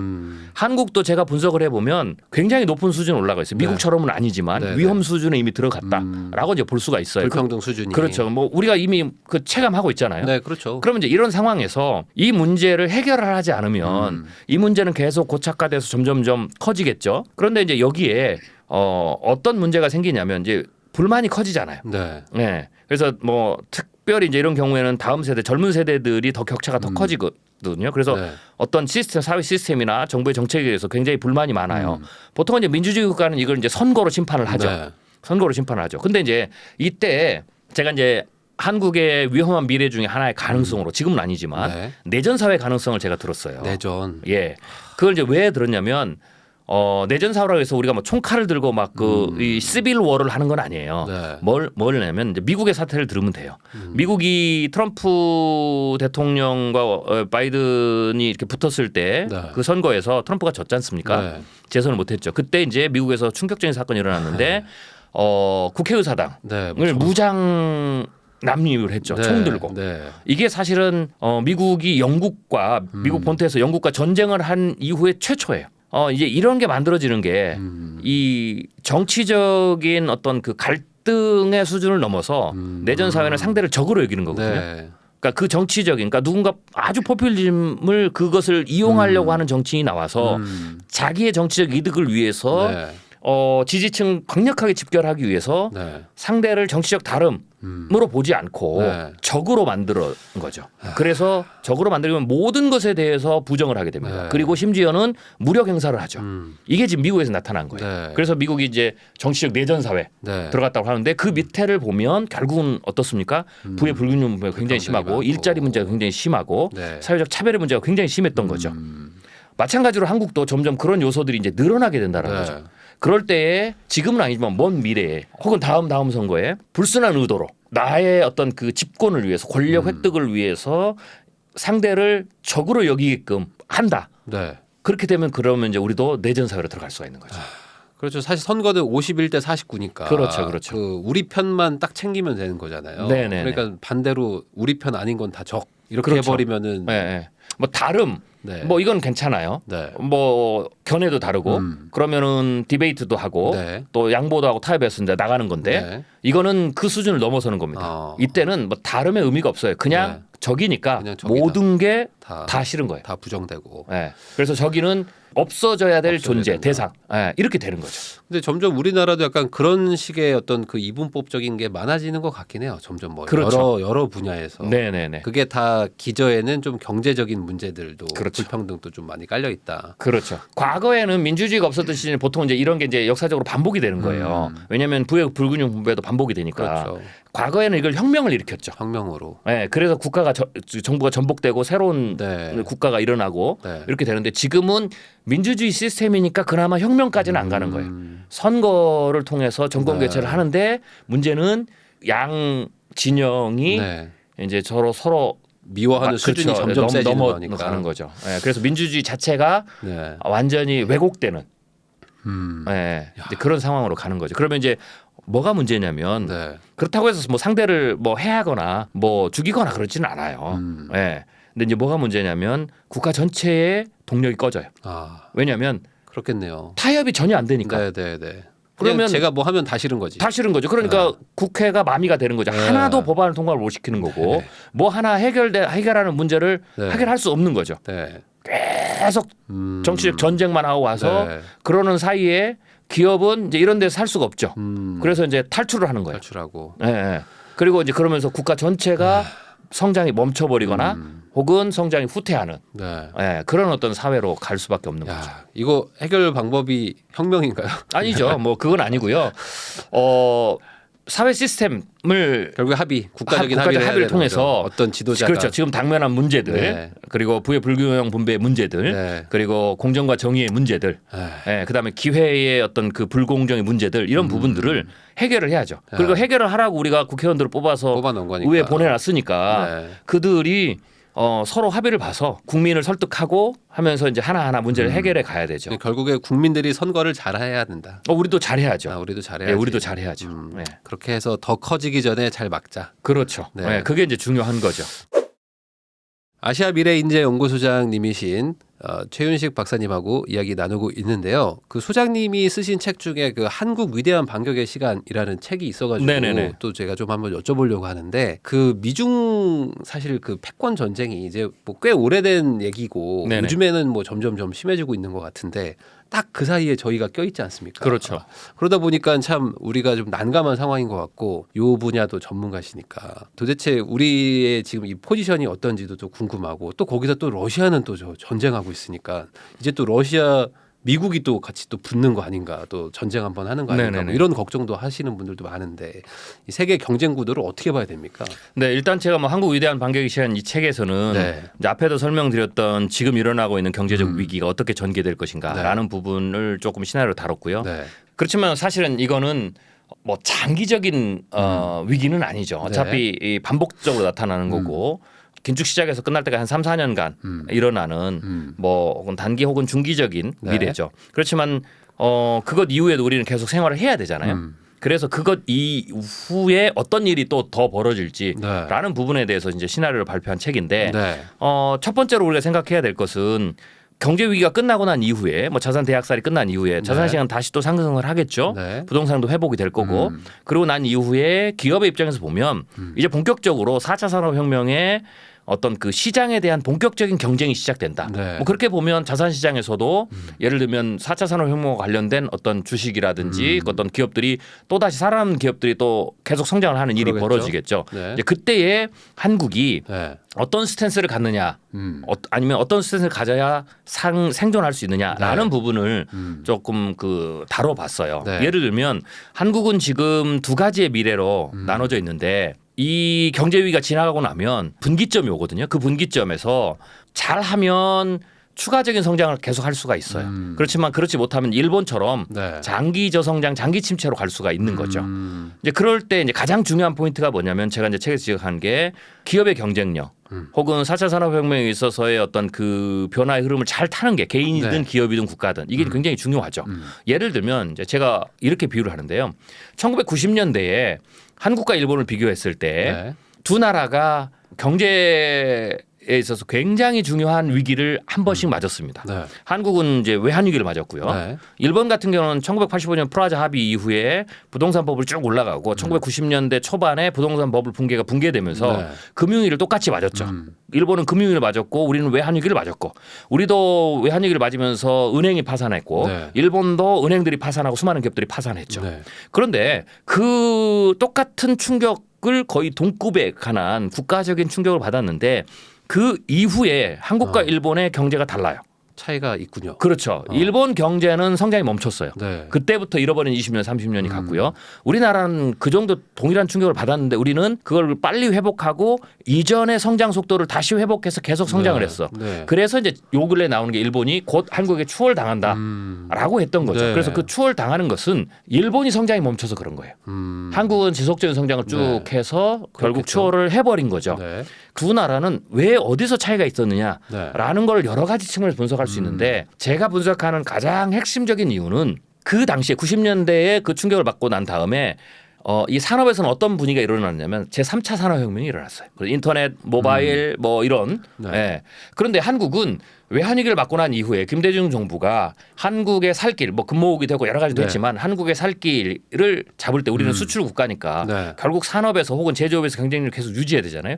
그래서 그때 반도체를 포함해가지고 이 정보통신 혁명에 네. 국가의 명운을 걸고 정부가 지원해서 엄청나게 투자를 하고 기업이 전체적으로 가이드를 해서 그쪽으로 바꿨어요. 맞아요. 기억납니다. 그렇죠. 네. 네. 그래서 사실은 우리는 지금 뭐 우리가 이 인터넷 뭐 방송도 하고 있지만 사실 인터넷 인프라가 네. 세계적입니다. 그때는 세계 막 압도적 1등. 압도적이죠. 뭐 광랜 막 깔고 그랬잖아요. 맞아요. 근데 이걸 개발한 나라는 미국이에요. 그런데 미국은 지금도 가도 한국이 훨씬 나아요. 그러니까 예를 들면 제가 이렇게 표현을 하는데요. 우리가 이제 이 분위기에 우리가 익숙하니까 이게 얼마만큼 이 놀라운 너무 건지를 좋은지 몰라. 그렇죠. 체감 네. 못하죠. 네. 그런데 이 인프라는 굉장히 중요해요. 정부의 역할이. 네. 인프라가 어떻게 깔리느냐에 따라서 그 위에 산업이 쓰느냐 못 쓰느냐가 되거든요. 네. 예를 들면 한국은 게임으로 보면 인터넷 게임이 세계 최고잖아요. 그런데 미국에 가면 미국의 인터넷 게임이 세계 최고가 아니에요. 뒤떨어져 있어요. 네. 대신 미국은 콘솔 게임이 굉장히 발달했어요. 네네네. 그래서 미국에 가면 여전히 뭐 엑스박스든 뭐 이런 뭐 소니 뭐 네. 그다음에 뭐 마이크로소프트 닌텐도. 뭐 이런 게 많이 있어요. 네. 이유가 있어요. 왜냐하면 미국은 여전히 이 인프라가 인터넷 인프라가 안 되니까 인터넷 게임이 돌지를 않아요. 그러니까 어쩔 수 없이 이 콘솔 게임이 쭉 유지를 된 거고 네. 우리는 콘솔 게임보다는 인터넷 게임이 훨씬 낫잖아요. 네. 네, 콘솔 게임보다 이게 훨씬 더 인터랙티브하고 재밌거든요. 네. 그러다 보니까 이게 뭐냐면 우리는 인프라 때문에 이쪽에서 산업이 성장해서 이 인터넷 게임 자체가 세계 최고. 네. 그리고 이제 그 여기에 K 컨텐츠 다 이제 얹어가는 건데 미국은 그러지 못했다라는 거죠. 그러니까 즉 정부가 산업혁명이 일어날 때 그 혁명의 방향을 어떻게 잡고 인프라를 잘 잡느냐가 그 다음에 그 위에 올라가는 산업에 굉장히 중요해요. 지금 미국이 4차 산업혁명에 들어가면서 네. 이제는 미국이 이걸 주도해야겠다 하면서 지금 미국 정부가 인프라부터 시작해서 다 미는 이유가 거기에 있어요. 네. 지금 우리가 4차 산업혁명에 들어가죠. 1990년대 한국은 그걸 성공했는데 네. 일본은 거기서 뒤처진 거예요. 네. 그래서 결국은 일본은 3차 산업혁명에서의 어떤 많은 산업들이 한국보다 뒤처지게 된 거죠. 도태되고 예. 아직도 팩스 보내고 그렇죠. 도장 찍고. 그러니까 이제 성장이 안 되죠. 네. 자산시장은 무너졌죠. 네. 그래서 일본은 잃어버린 30년을 간 거예요. 자, 이제 우리가 한 번 더 그 변곡점에 들어간다는 거죠. 네. 이제 4차 산업혁명에서 우리나라가 지금 일본이 1990년대에 나타났던 문제가 우리나라에 나타나요. 고령화부터 시작해가지고 자산 시장에 굉장히 큰 버블, 네. 더 이상 추가로 크게 오를 수 없는 성장의 한계에 도달한 거, 네. 뭐 이런 것들. 예. 그리고 서비스 시장도 사실 이제 위축이 되기 시작하죠. 그런 상황인데 이때 우리가 4차 산업혁명이라는 것에서 만약에 이것을 3차 산업혁명에 성공했던 것처럼 4차 산업혁명에서 성공을 해서 경쟁력을 가지면 네. 우리는 좀 더 성장을 할 수 있지만 만약에 거기에서 일본처럼 그렇다고 해서 일본이 3차 산업혁명에서 정보통신 산업에서 아무것도 안 한 게 아니거든요. 세계 1등을 못 한 거예요. 네. 네, 2위 그룹으로 네. 전락한 거죠. 네, 우리도 4차 산업혁명에서 따라갈 수는 있지만 네. 우리가 3차 산업혁명에서의 세계 선두 그룹에 들어서 끌고 갔던 그 경쟁력을 못 가지고 2위 그룹이나 3위 그룹으로 밀리게 되면 네. 우리나라는 이때부터 굉장히 심각한 상황에 들어간다. 네. 그렇지만 이제 저는 이제 개인적으로 한국의 기업들을 분석했을 때 그리고 지금 나아가는 어떤 그 역량이나 방향을 봤을 때 네. 충분히 가능하다. 그래서 한국 위대한 반격의 시간이라는 책에서 우리가 한 번 더 반격을 할 수 있다. 이 위기 이후에 이제 그런 어떤 시나리오들은 반격이라는 거는 우선은 수비력도 있지만 공격력도 있다는 거니까. 그렇죠. 공격력도 우리가 있다라는 거죠. 할만하다는 거잖아요. 할만하죠. 아직은. 단 이제 숨은 복병이 있어요. 그게 이제 제가 미중 패권 네. 이 시나리오에서 한. 그러니까 지금 이게 문제잖아요. 예, 그게 문제죠. 이게 문제잖아요. 네네네. 미국은 미국대로 우리 편 하라고 그러고 중국은 가만 안 둔다고 그러고 지금 그렇죠. 어떻게 해야 되는? 여기서 또 러시아는 또 저러고 있으니까. 러시아는 저러죠. 네. 제가 이제 한 2008년 10년 이쯤에 이제 미중 네. 패권 전쟁이라는 시나리오를 제가 그때 처음 발표를 했어요. 그때는 차이메리카 그래가지고 미국과 중국이 굉장히 좋은 관계였어요. 그때 제가 남들이 이제 미래학자는 남들이 보지 못하는 새로운 뭐 황당한 건 아니지만 네. 충분히 논리적으로 확률적으로 그럴싸한 미래를 먼저 봐서 알려주는 게 미래학자의 역할이거든요. 그래서 네. 그때 제가 뭐라 그랬냐면 이제 뜻밖의 미래를 좀 생각해봐야 된다. 지금은 차이메리카로 굉장히 두 나라가 잘 나가고 둘이 막 성장을 같이 하는데 네. 이 두 나라가 깨져서 패권 전쟁을 할 수 있는 미래를 생각해봐야 된다. 네. 그래서 제가 이제 그때 미중 패권 전쟁 시나리오를 던진 거예요. 네. 실제로 결국 그렇게 됐고, 그래서 이제 뭐 한 10년 이상 훌쩍 지났지 않습니까? 네. 그러면서 지금은 이제 모두가 다 미중 패권 전쟁 그리고 그것도 3단계 들어서 아주 갈등이 극대화되고 심각한 수준으로 그렇죠. 가는 단계를 네. 이제 모두가 생각을 해요. 네. 물론 그 미래는 일단 기본 베이스라인 퓨처예요. 그렇지만 저는 이 시점에서 다시 우리가 생각을 바꿔서 또 다른 미래를 생각해봐야 된다. 그게 뭐냐면 미중 패권 전쟁이 당분간 제가 이제 책에서는 한 10년 정도는 갈등 상태를 최고조로 시키면서 가겠지만 둘 중에 하나가 죽어야 끝나는 데까지 안 갈 수 있다. 한 명이 조금 화해제스처. 그렇죠. 멈출 수 있다라는 거죠. 그렇게 되면 우리가 뜻밖의 미래는 뭐냐면 네. 둘이 다시 차이메리카 어게인이 될 수가 있다. 그렇게 됐을 때에 네. 한국은 이게 중요해요. 이 시나리오가. 네. 그렇게 됐을 때에는 우리가 모든 미중 전략이 네. 수출 전략이든 외교 전략이 전부 다 미중 패권 전쟁에다 묻혀졌어. 네. 둘 중에 어디를 선택해야 되느냐를 그렇죠, 지금 정권이 지금. 바뀔 때마다 네, 왔다 네, 갔다 하고 네. 있는데 그게 아니라 기업도 마찬가지고요. 거꾸로 만약에 차이메리카 어게인이 되면 이제 미중에 동시에 역습을 왔습니다. 미중이 서로 손을 잡으면 네. 한국의 역할이 필요 없어져 버려요. 더 이상. 더 이상. 그러네. 예, 예를 들면 반도체 같은 경우에 지금은 미국이 중국의 반도체를 패권해서 못 따라오기 위해서 중국을 견제하고 우리가 거기에 네. 지금 부메랑을 맞고 있잖아요. 네. 그리고 이제 미국에다가 공장을 설립해라. 근데 이번에 이제 보는 반도체 지원 보면 독소 조항이 굉장히 많잖아요. 네. 저는 이제 기업에 이렇게 얘기하는데요. 우리가 지금까지는 중국이 한국 기술을 탈취하는 것에 대해서 신경이 곤두서 있었어요. 그런데 앞으로 10년은 미국이 우리나라 기술을 거를. 탈취하는 것을 조심해야 된다. 네. 그러면 10년 동안 만약에 이 관계를 간다고 해보세요. 네. 그러면 중국은 미국이 견제해줘서 우리가 중국의 추격을 어느 정도는 떨어뜨려서 안심하겠지만 네. 거꾸로 미국이 네. 그 과정 속에서 자국 우선주의를 하면서 한국의 기술력을 다 습득을 하는 거죠. 미국은 두 가지 이유 때문에 지금 이걸 하는데요. 네. 첫 번째 표면적인 이유는 선거가 곧 있잖아요. 네. 그러면 이 공장을 해서 일자리를 만드는 게 선거에 굉장히 중요한 그렇죠. 부분이죠. 그 부분이 이제 표면적인 거고요. 네. 실제로는 4차 산업혁명에서 가장 기본이 되는 그런 기술들 그중에 하나가 이제 반도체가 되는 거죠. 네. 왜냐하면 반도체였으면 자율주행, 로봇, 인공지능 다 안 되는 거니까. 그 부분에 있어서 미국이 설계는 세계 최고인데 이것을 제조하는 부분들 이런 부분들에 있어서는 지금 과거에는 다 맡겼는데 이거를 자국에서 해보려고 하는 거죠. 그래서 반도체의 전체적인 생태계를 다 만들어서 주도를 하겠다라는 거예요. 왜냐하면 이거는 4차 산업혁명뿐만 아니라 제가 이제 2050년경이 되면 5차 산업혁명도 오는데 4차, 5차 산업혁명이 굉장히 중요한 인프라예요. 이거를 반도체가. 그렇죠. 반도체가 그 중에 하나인 거죠. 네. 네. 그렇기 때문에 이거를 모든 전 공정 하이어라키를 자국 안에서 잡지 못하면 이게 안 된다는 거죠. 네. 다행히 지금 우리나라가 지금 삼성 포함해서 지금 네. 반도체 생태계를 우리가 우리나라에 직접 하겠다.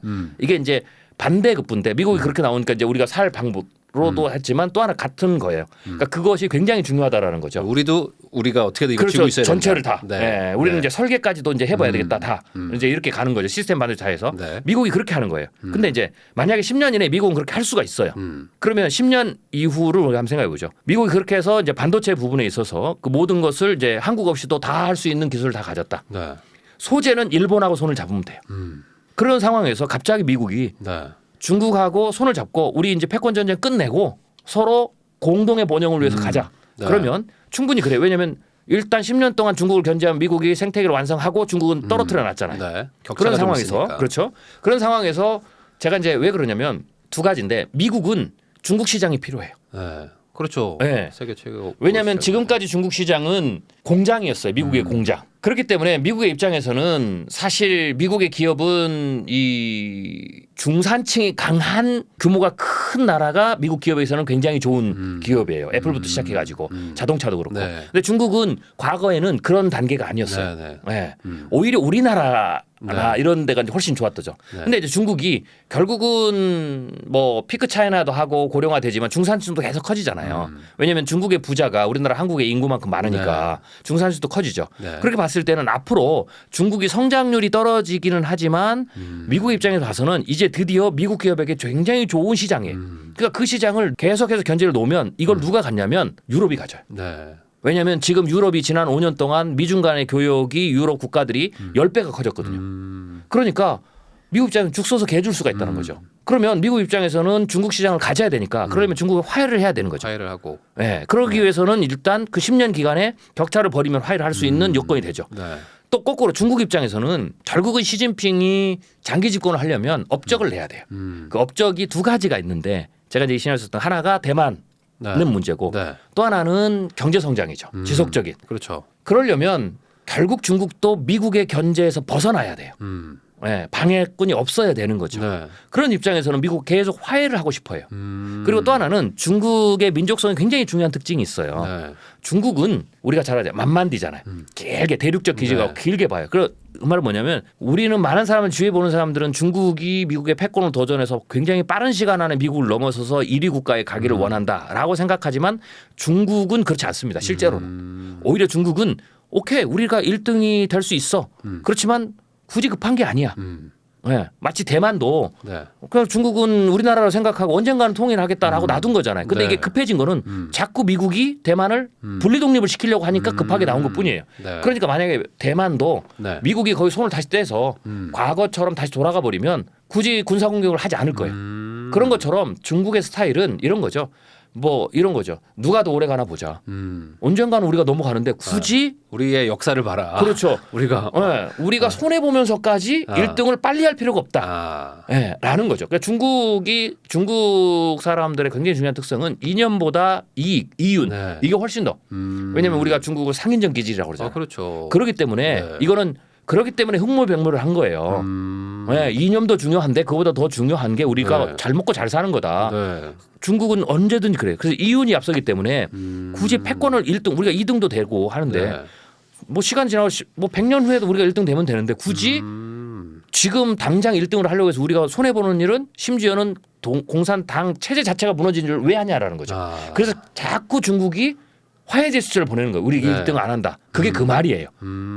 네. 근데 미국이 보기에는 중국이 이 4차 산업에서 굉장히 위협적으로 올라오잖아요. 네. 그래서 미국이 자국의 능력을 완전하게 회복해서 이제는 중국이 뭐 반도체를 시작해도 초격차가 돼서 큰 문제가 없다고 할 때까지 지금 시간을 버는 거예요.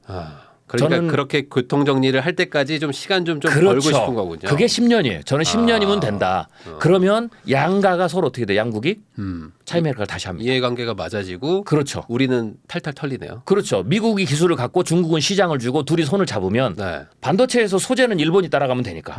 그리고 심지어는 다른 나라가 한국을 대신할 수도 있거든요. 왜냐하면 네. 베트남이 떠오르고 인도가 떠오르니까. 네. 그러니까 미국이 우리를 공식적으로 팽하지는 않아요. 동맹이니까. 네. 네. 그러나 우리 의존도가 현저히 떨어지죠. 그래서 우리의 요구를 네. 굳이 들어줄 이유가 없어요. 별로 좋은 얘기가 아니잖아요, 이거. 그렇죠. 그게 지금은 차이메리카 어게인 나타났을 때 한국 기업이 한국의 정부가 굉장히 조심해야 돼. 네. 이제는 그 가능성이 충분히 있고 러시아가 미국 패권 전쟁에 참여하면서 그게 더 빨라졌어요. 왜냐하면 러시아가 참여하기 전에는 저는 네. 어떻게 봤냐면 패권 전쟁이 2인 게임이었어요.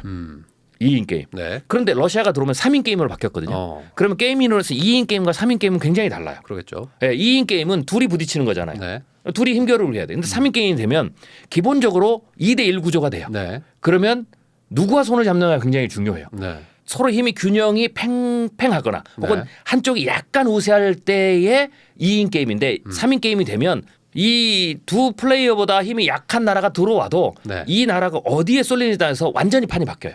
러시아가 지금 그 역할을 하는 거예요. 그러면 러시아가 미국에 붙느냐 중국에 붙느냐 아니면 중국이 미국과 손을 잡느냐 이게 굉장히 구도가 달라지는 네. 거죠. 그런데 러시아가 미국하고 손을 잡을 일은 없죠. 그거 약간 감정상 안 되는 거 아니에요? 그렇죠. 네. 그리고 그래서 지금 러시아가 중국하고 손을 잡아요. 네. 근데 중국과 러시아는 사실 겉으로는 표면적으로는 서로 손을 잡을 수 있지만 서로 라이벌입니다.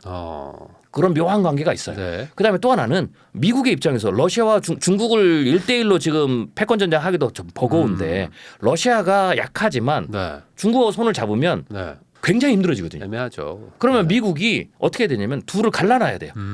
그럼 둘을 갈라놓으려면 둘 중에 하나 손을 잡아야 되죠. 근데 네. 러시아는 손을 못 잡는다는 거죠. 그러면 미국 입장에서는 중국과 손을 잡는 게 이득이 크죠. 네. 그래서 한 10년 정도는 미국의 전략을 제가 어떻게 보냐면 아까 기술적 측면에서 중국과 격차를 벌이는 거고 벌려놓고. 초격차를 하고 나고 그다음에 지금 우크라이나 전쟁을 계기로 우크라이나 전쟁이 장기화될 건데 러시아를 국력을 소모를 시킬 거예요.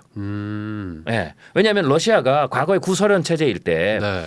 미국도 아프간 전쟁에서 패했지만 러시아도 아프간 전쟁 9년 동안 하면서 구소련이 붕괴되기 직전에 국력 소모가 굉장히 컸어요. 네. 그래서 이걸 뭐라고 그랬냐면 그 전쟁을 곰덫이라고 했어요. 베어트랩. 러시아가 곰이잖아요. 완전히. 이걸 잡은 그러니까 이 포획한 이 덫이었다. 지금 미국의 입장에서는 과거 역사를 본다면 지금 우크라이나 전쟁에서 장기적으로 발목을 잡히는 게 비슷한 현상이 될 수도 있어요. 지금 러시아가 국력을 총동원해 가지고 지금 네. 전쟁에 물자를 퍼붓잖아요.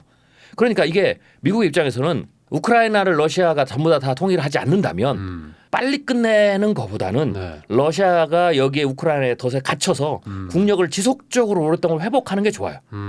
그게 또 10년이 될 수 있어요. 네. 네. 혹은 우크라이나가 다른 지역에서. 그렇게 됐을 때 네. 중국하고 손을 잡으면 어떻게 네. 되냐면 중국의 문제, 러시아 문제를 동시에 해결하는 거죠. 만약에 미국이 10년 안에 그걸 못하면 어떤 문제가 또 생기냐면 미국의 경제적으로 최대의 라이벌 중에 하나는 유럽이에요. 이 유럽의 행보가 지금 애매합니다.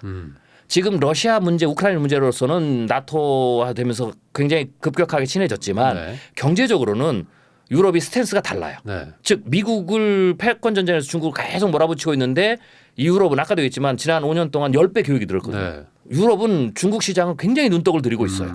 예. 유럽 입장에서 중국 시장을 잡으면 미국을 초월할 수가 있거든요. 네.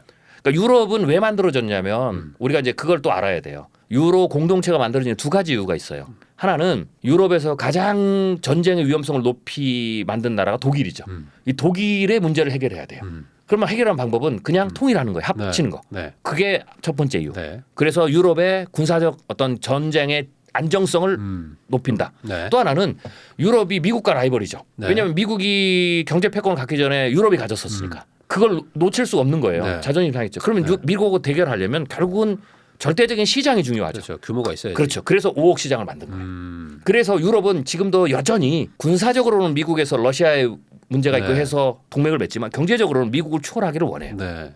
그럴 그럴 때에 유럽이나 미국 입장에서 가장 지속적인 성장을 위해서 중요한 시장은 중국 시장이라는 거죠. 아시아 시장이라는 네. 거죠. 이럴 때에 미국이 패권 전쟁을 할 때 유럽이 그래서 뒤로 계속 중국하고 조인을 한 거예요. 그럼 미국이 패권 전쟁을 안 끝내면 그 시장을 누가 가져요? 유럽이 갔겠죠. 네. 그러니까 이러한 묘한 관계가 있기 때문에 전체적인 구도를 보면 네. 결국 미국이 중국하고 초격차를 벌리는 그 순간 네. 한순간에 차이메리카를 다시 갈 수 있다. 그리고 나서 둘이 손을 잡고 나가면 네.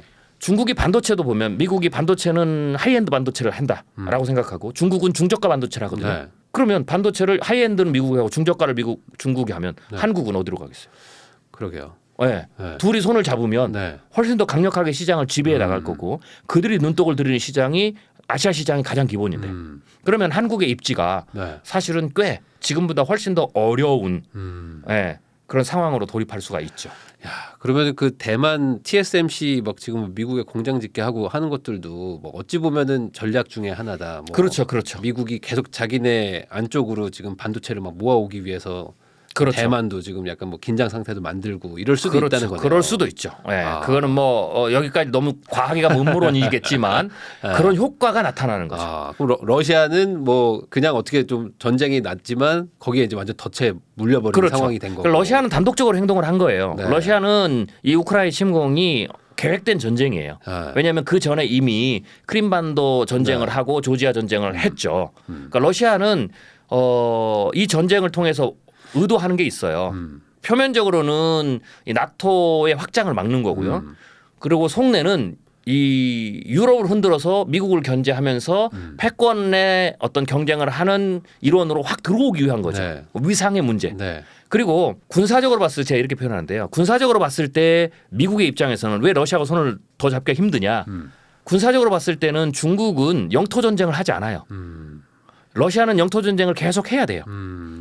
뭐 이렇게 볼 수 있어요. 중국이 대만하고 전쟁을 생각하고 있지 않습니까라고 네. 물을 수 있거든요. 근데 중국 입장에서는 그거는 영토 확장 전쟁이 아니에요. 통일 전쟁이죠. 그럴 수 있죠. 네. 그렇기 때문에 중국은 영토 확장 전쟁, 즉 자기 국가가 아니고 다른 국가를 침범해서 흡수하는 그런 전쟁을 앞으로도 안 할 거예요. 네. 왜냐하면 지금은 경제 전쟁 시대니까 굳이 그런 무력 전쟁을 통해 군사 전쟁을 해서 손해 볼 일이 없죠. 그냥 경제로 그 나라를 지배하면 되니까. 근데 러시아는 달라요. 러시아는 그 정도 경제 능력도 안 되고요. 제조업도 안 되고 다 안 되니까 천연 자원에 의존하잖아요. 그리고 또 하나는 러시아는 땅이 굉장히 넓지만 잘 아시는 대로 쓸모없는 땅이 많아요. 쓸데없는 땅이 많죠. 네. 러시아가 조지아를 왜 합병했느냐? 조지아는 전통적으로 과거 역사에 유럽 그 지역에서 교통의 요충지였어요. 네, 우리나라가 왜 외세 침략을 많이 받았냐면 바다 해양 세력이 대륙으로 대륙이 해양으로 나갈 때 요충지잖아요. 지정학적으로. 조지아가 그런 곳이에요. 그리고 조지아는 수자원이 풍부한 나라예요. 그리고 크림반도는 러시아가 해상으로 나오는데 굉장히 중요한 교두보죠. 그럼 우크라이나는 나머지 우크라이나 지역이냐? 우크라이나는 전통적으로 그가 폴란드와 함께 유럽에서 최대 곡창 지역이에요. 그러니까 러시아 입장에서는 영토 전쟁을 해야 되는 거예요. 해야 되는 거다. 그렇죠. 그래서 군사적으로 봤을 때는 중국보다는 러시아가 미국에서는 유럽도 마찬가지고요. 앞으로 최대 골칫거리 그런 러시아가 끼어들었다라는 거죠.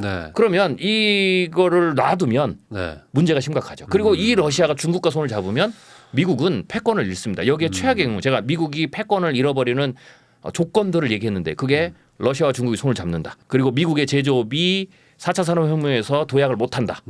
그런 상황에서 미국의 최대 아킬레스건인 그걸 제가 사우디아라비아로 보거든요. 사우디아라비아와 페트로달러 협약을 끝내버린다.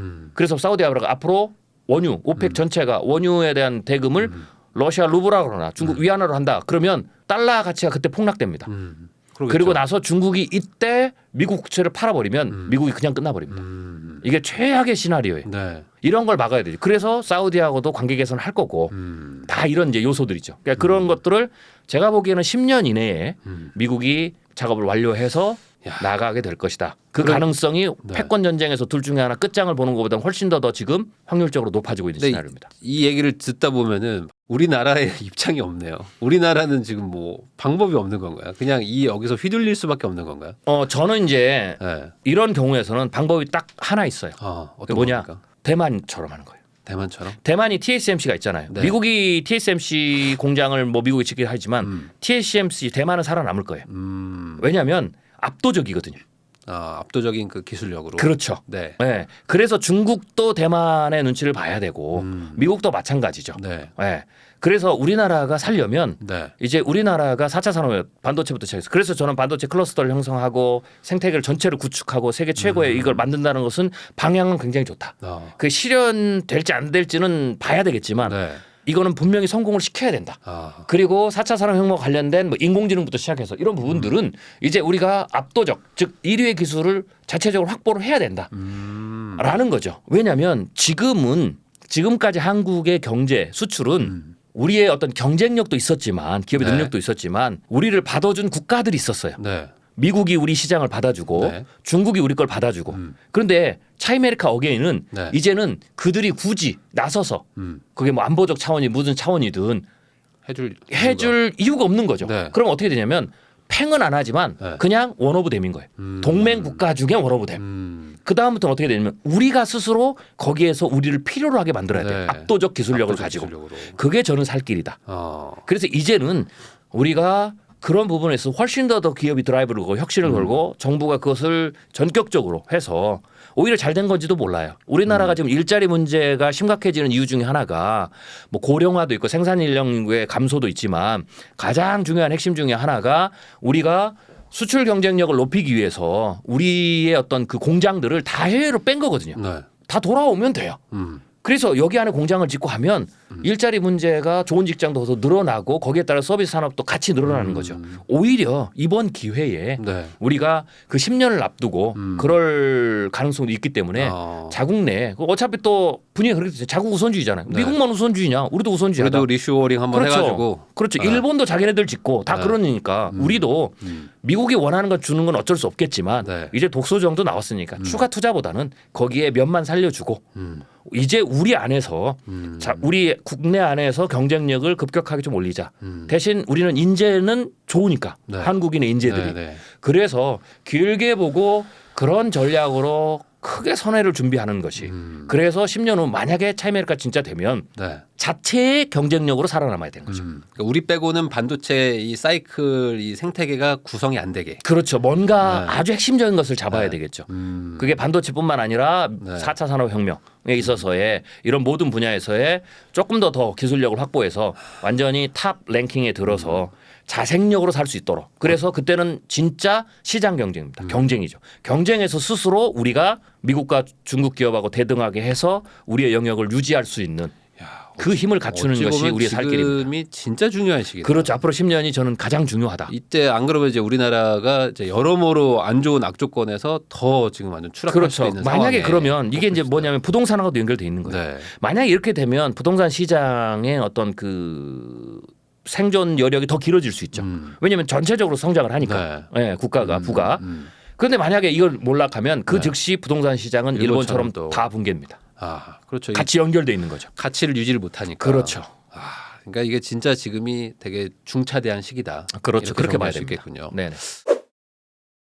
네, 지금 아시아미래인재연구소장님이신 최윤식 박사님하고 이야기를 나누고 있는데요. 지금 우리나라 특히 이제 시청자분들, 특히 저 이제 부동산 쪽 보시는 분들은 뭐 인구 감소, 뭐 네네네. 고령화 이거 뭐 제일 걱정하거든요. 미래학자로서 지금 이 예정된 미래 이거 어떻게 보십니까? 이 인구 부분에 대해서. 인구의 감소 문제라든지 이런 문제는 사실 이제 논쟁거리가 굉장히 많아요. 뭐 인구 감소가 나쁜 것만은 아니다. 뭐 이게 아니면 이건 굉장히 나쁜 거다. 네. 저는 두 개 의견이 다 맞다고 봅니다. 아, 그래요? 그렇게 봐야 돼요. 어느 한쪽을 선택할 문제가 아니에요. 산업적으로 보고 경제적인 동력으로 보고 소비 시장으로 보면 소비 시장 이동하는 것도 있지만 총량의 어떤 그 역량의 감소 네. 당연한 거죠. 그렇죠. 생산 가능력이 떨어지는 거고. 네. 그래서 그 부분은 분명히 문제가 있어요. 그렇지만 인구가 감소한다는 이런 부분들은 좋은 점도 있기는 하죠. 그래요? 뭐 예를 들면 뭐 많이 나오는 게 뭐 환경 오염 문제가 덜한다든지 혹은 자동차를 덜 가게 네. 한다든지 덜 굴러다닌다든지 뭐 네. 이런 얘기. 그것도 틀린 얘기는 아니에요. 과연 이제 우리가 어디에 만족을 더 누릴 수 있느냐. 네. 쉽게 얘기해서 조금 덜 벌더라도 그냥 환경이 좋아지면 네. 그걸로 우리가 만족할 거냐 아니면 그거를 못 만족할 거냐 뭐 이거는 선택의 문제라고 생각이 네. 돼요. 그래서 그 부분은 이미 이제 진입을 한 거고 네. 그렇지만 그렇다고 해서 경제에 충격을 주거나 그런 어떤 좋은 점이 나타나는 것도 금방 나타나지는 않습니다. 이 인구 부분은 인구는. 굉장히 그 효과가 굉장히 느리게 나타난다. 느릿느릿하다. 일단 그것을 인지하시는 게 네. 좋습니다. 생각보다 꽤 느리게 나타난다. 아, 그러면 라는 뭐 단순히 얘기해서 뭐 10년 앞으로 한 10년 정도 안에는 막 유의미하게 막 경제적으로 뭐 큰 충격이 오고 막 이런 정도까지는 아니라고 봐요. 네, 그렇게는 아닙니다. 왜냐하면 지금 우리나라가 인구가 지금 정점을 찍고 네. 이렇게 떨어지지 않거든요. 네. 어느 정도 완만한 상을 유지하면서 가기 때문에 이 유지하는 상황에서는 충격이 별로 안 크다라는 거고요. 떨어져도 초기에는 별로 안 커요. 그렇게 보면 사실 서서히 우리가 체감을 하지만 네. 이것 때문에 국가가 급격하게 붕괴가 되거나 심각한 위기가 발생하거나 이것 때문에 이제 우리 더 이상 못 살겠다라는 어떤 부작용이 나타날 때까지는 1, 20년 이상 더 가야 됩니다. 그래서 그래요? 단기적으로는 그런 문제까지는 일어나지 않는다. 그러나 어떤 특정한 산업 영역에서는 네.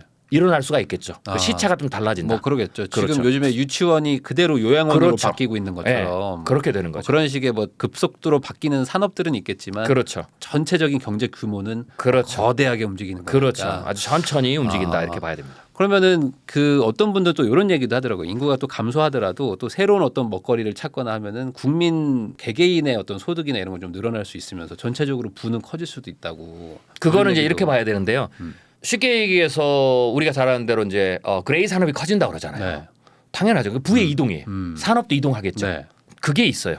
그렇지만 그 과정 속에서 뭔가 이렇게 이동이 오면 네. 결국은 이동에 적응하지 못한 사람들이 또 추락하죠. 네. 부의 불균형부가 커지죠.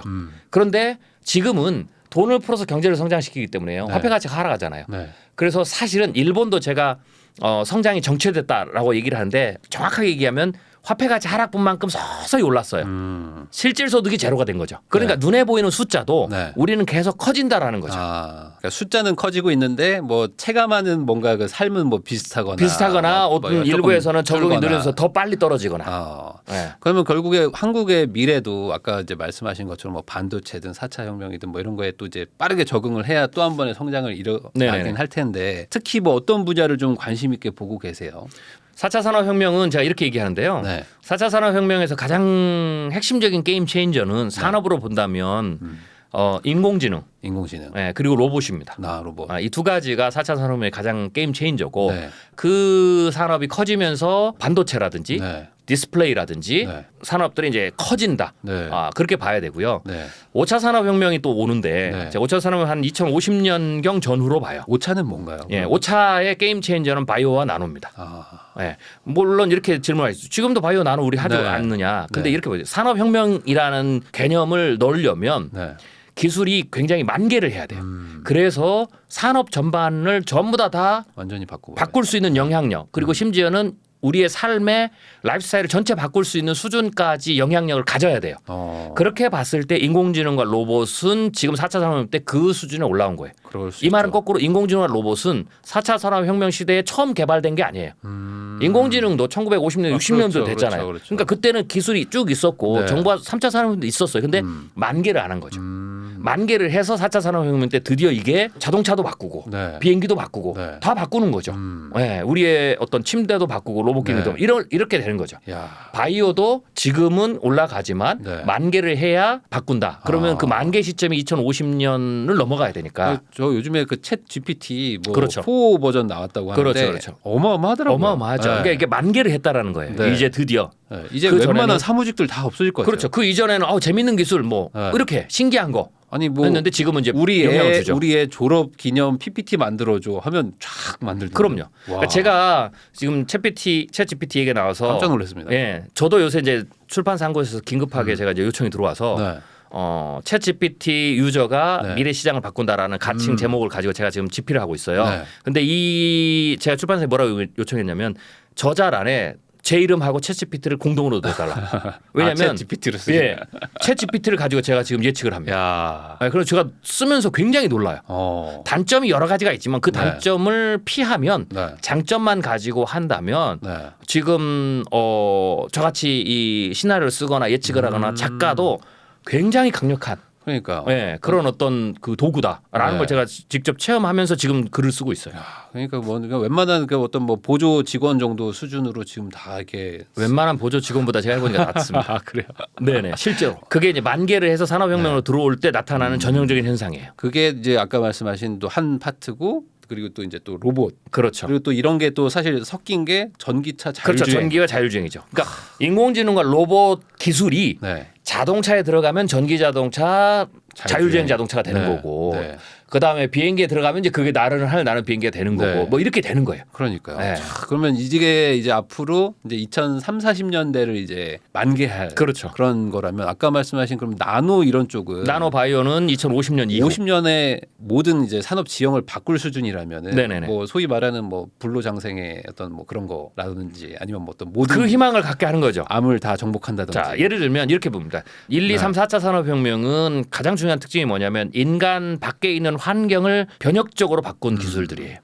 그런데 5차 산업혁명은 바이오와 나노죠. 이 5차 산업혁명의 가장 중요한 특징이 뭐냐면 제가 이렇게 이제 기술을 하는데 인류 역사상 최초로 인간 자체의 변혁을 이루는.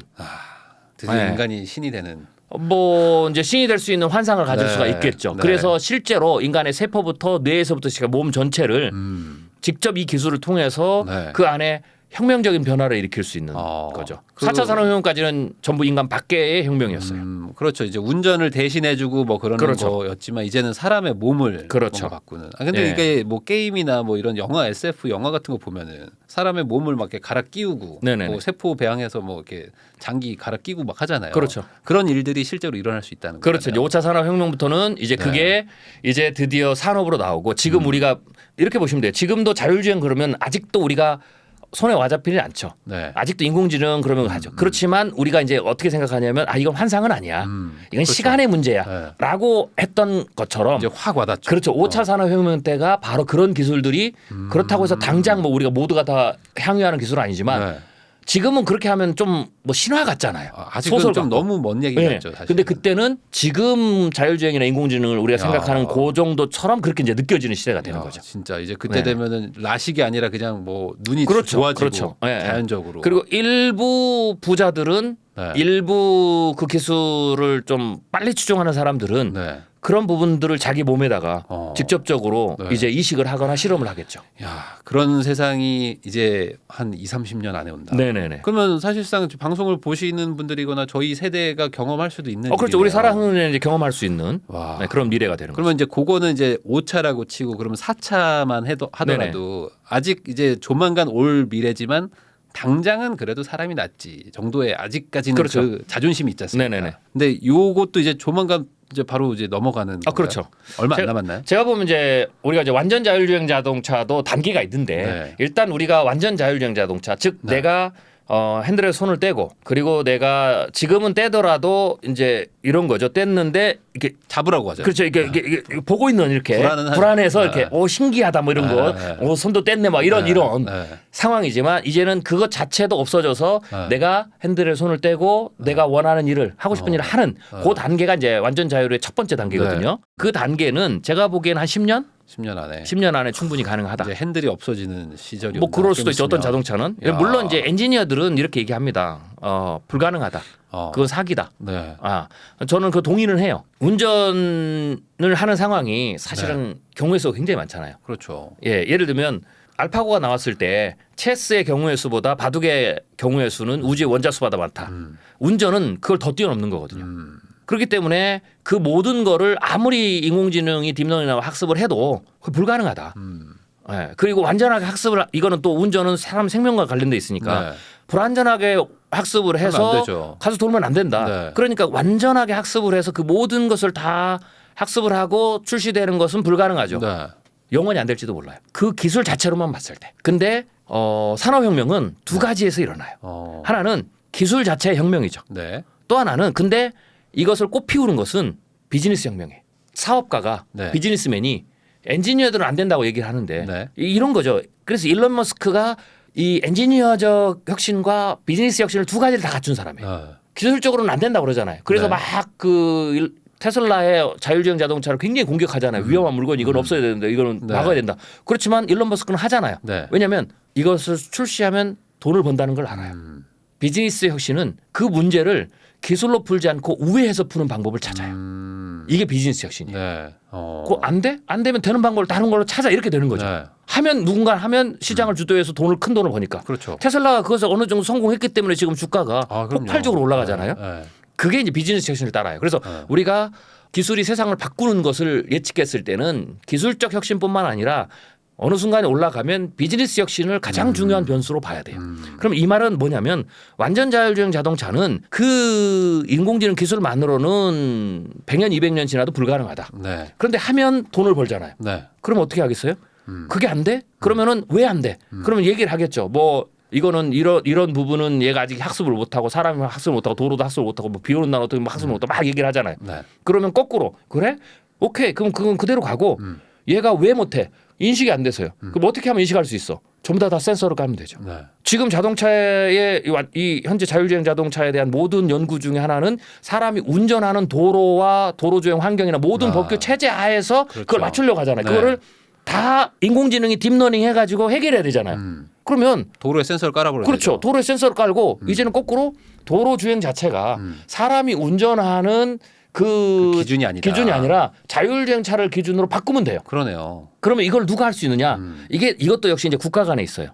그러면 이렇게 생각해요. 제가 이제 예전에 전기 자동차의 미래를 생각할 때 가장 전기 자동차가 폭발적으로 시장이 커지는 가장 중요한 기점을 제가 뭐라고 그러냐면 중국이 어느 시점에선가 앞으로 생산하는 자동차를 모두 전기 자동차를 만들어라고 선언이 떨어지는 순간 전기 자동차 시장은 폭발할 거다 그랬어요.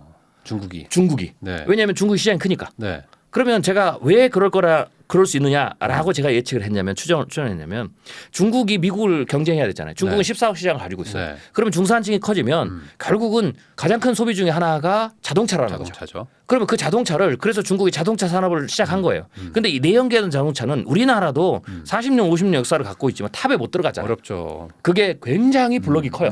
그리고 중국도 아무리 투자를 해도 그 4, 50년을 뭐 3, 40년은 줄일 수 있어도 못 넘어간다라는 거죠. 네. 근데 그 기간 동안 넘어가는 동안에 싹 시장이 흡수될 수가 있어요.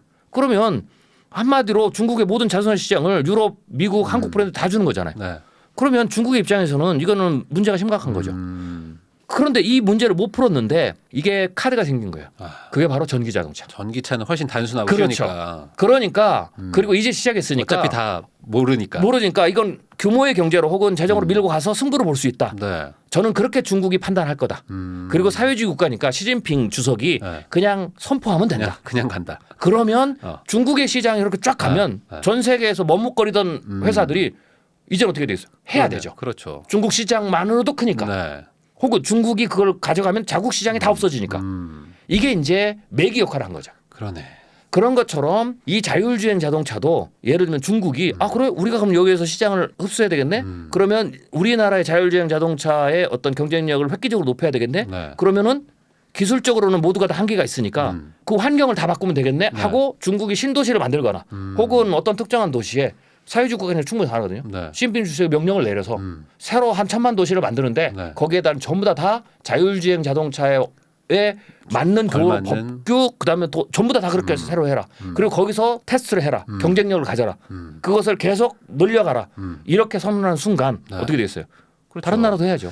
그게 사실 자동차끼리 이게 막 인식하고 이게 어려운 건데 저기도 센서를 또 달고 여기서 그렇죠. 서로 인식하게 할 수도 있고. 그러면은 지금 인공지능이 학습을 통해서 모든 해야 될 경우의 수를 상당하게 그렇죠. 제할 수 있어요. 네, 그런 것들을 많이 없앨 수 있죠. 네, 신호등에서도 뭔가 센서에서 계속 막 정보를 그렇죠. 보낼 수도 있고. 보낼 수가 있죠.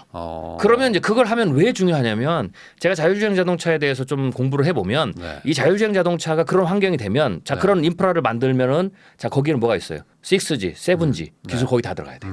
로봇 기술 들어가야 돼요. 통신도 들어가고 로봇. 지금 얘기하는 우리가 4차 산업혁명이나 모든 것을 집대성이 돼야 돼요. 네. 이 말은 그것을 선언하는 순간 그 모든 기술의 시너지가 일어난다. 그러니까 이거는 자율주행 자동차의 산업의 경쟁력으로 끝나는 게 아니고 4차 산업혁명 전체를 지배할 수 있는 획기적인 정책적 결단이 될 수 있어요. 네. 그러면은 중국이든 뭐 미국이든 다들 그거를 다 노리고 저는 있는 분명히 거고. 그렇게 할 거라고 봐요. 그건 시간 문제다. 야. 그러면 이 판에서 우리가 또 경쟁력이 있나요? 우리나라도 경쟁력은 이제 기술적 경쟁력이. 그래요? 오히려 우리나라는 네. 장점이 뭐냐면 간단해요. 우리나라가 작기 때문에. 미국은 지금도 가면 뭐 버라이전도 있고 뭐 있는데 전국을 통합하는 데가 없어요. 통신회사 다 달라요. 네. 인터넷 회사도 다 다르고 네. 심지어는 케이블 회사 다 달라요. 왜? 미국 전역을 커버를 한 회사가 못해요. 네. 근데 우리나라는 한 회사가 다 할 수 있어요. 네. 그리고 거기에다가 경쟁자를 두잖아요. 그러니까 우리나라는 굉장히 빠른 변화, 뭔가를 인프라를 새롭게 깔고 전체를 해야 될 때는 네. 우리나라는 그 부분에서 굉장히 중요한 강점을 가지고 있다. 네. 그래서 예를 들면 수도권만 해도 국토 전체 50% 60%의 수도권 있잖아요. 그렇죠. 그러니까 거기만 해도 전국을 안 해도 거기만 해도 굉장히 강력한 경쟁력을 가질 수가 있다. 그리고 그 범위가 규모가 미국이나 중국에서 훨씬 작기 때문에 네. 우리나라가 충분히 그런 부분에서는 승부를 걸어볼 만한 여지가 있는 거죠. 하긴 모든 기술이 다 있죠. 지금 뭐 차도 다 있고 있으니까요. 통신도 있고 뭐 그럼요. 반도체도 있고 예. 다 있는데 우리는 또 다 해볼 수 있죠. 네. 예, 그래서 저는 우리나라가 그런 정책적 결단이나 이런 부분들 혹은 당장 뭐 서울 전체를 그렇게 할 수는 없지만 네. 일부의 신도시에서 그걸 하면서 점점점 그거를 빠른 속도로 정책을 확장해서 네. 간다면 저는 충분히 경쟁력이 있다라고 봐야 됩니다. 그러니까 우리나라가 앞으로 참 그 위기의 어떤 뭐 결단의 순간일 수도 있겠지만 정말 다시 한번 정말 영광의 순간으로 갈 수 있는 그렇죠. 변곡점에 있을 수도 그렇죠. 있는 거네요. 그래서 제가 이제 한국이 위대한 반격의 시간이 기다리고 있다. 충분히 가능하다라고 네. 이제 얘기를 한 거죠. 그럼 마지막으로 저도 이제 아이 아빠고 네네. 저도 이제 애가 9살이거든요. 네. 그러다 보니까 요즘에 그러니까 부모님들이 약간 좀 갈리고 있어요. 저희 시청자분들도 이제 막 30, 40대가 많아가지고 이제 챗 GPT 나오면서 네네네. 아 이제 더 이상 공부시키는 거 의미 없다. 뭐 이런 분들도 좀 나타나고 네네네. 미래학자로서 앞으로 한 2, 30년 뒤 그러니까 우리의 아이들이 이제 뭔가 좀 본격적으로 사회에 나가서 일을 할 때 이럴 때 이 아이들한테 뭐를 하라고 얘기를 해줘야 될까요? 일단 이런 새로운 기술이 나올 때 네. 꼭 기억하셔야 될 게 직업이 어떤 직업이 없어지는 건 꽤 시간이 오래 걸립니다. 챗GPT가 나왔다고 해서 네. 걔가 변호사 시험을 통과해서 갑자기 그게 갑자기 상용화되면서 변호사가 내년에 없어지지 변호사 절대 그렇게 안 됩니다. 그렇게는 안 되겠지. 그러니까 일단 그거는 염려하지 마시고 어. 그렇게 생각하면 답이 안 나옵니다. 네. 대신 처음에는 뭘 생각하냐면 이것을 잘 활용하는 게 굉장히 중요합니다. 물론 챗GPT 인공지능이나 로봇이나 자율주행이나 뭐 이런 미래 산업과 관련된 부분에 전공을 하면 가장 빠르겠죠. 네. 근데 그렇게 안 하든 이제 그런 얘기를 하면 많은 분들이 그럼 박사님 우리 다 이공계 가야 됩니까? 뭐 이렇게 그러니까. 질문하거든요. 네. 아니에요. 아니에요. 새로운 기술이 나오면 두 가지 단계를 거칩니다.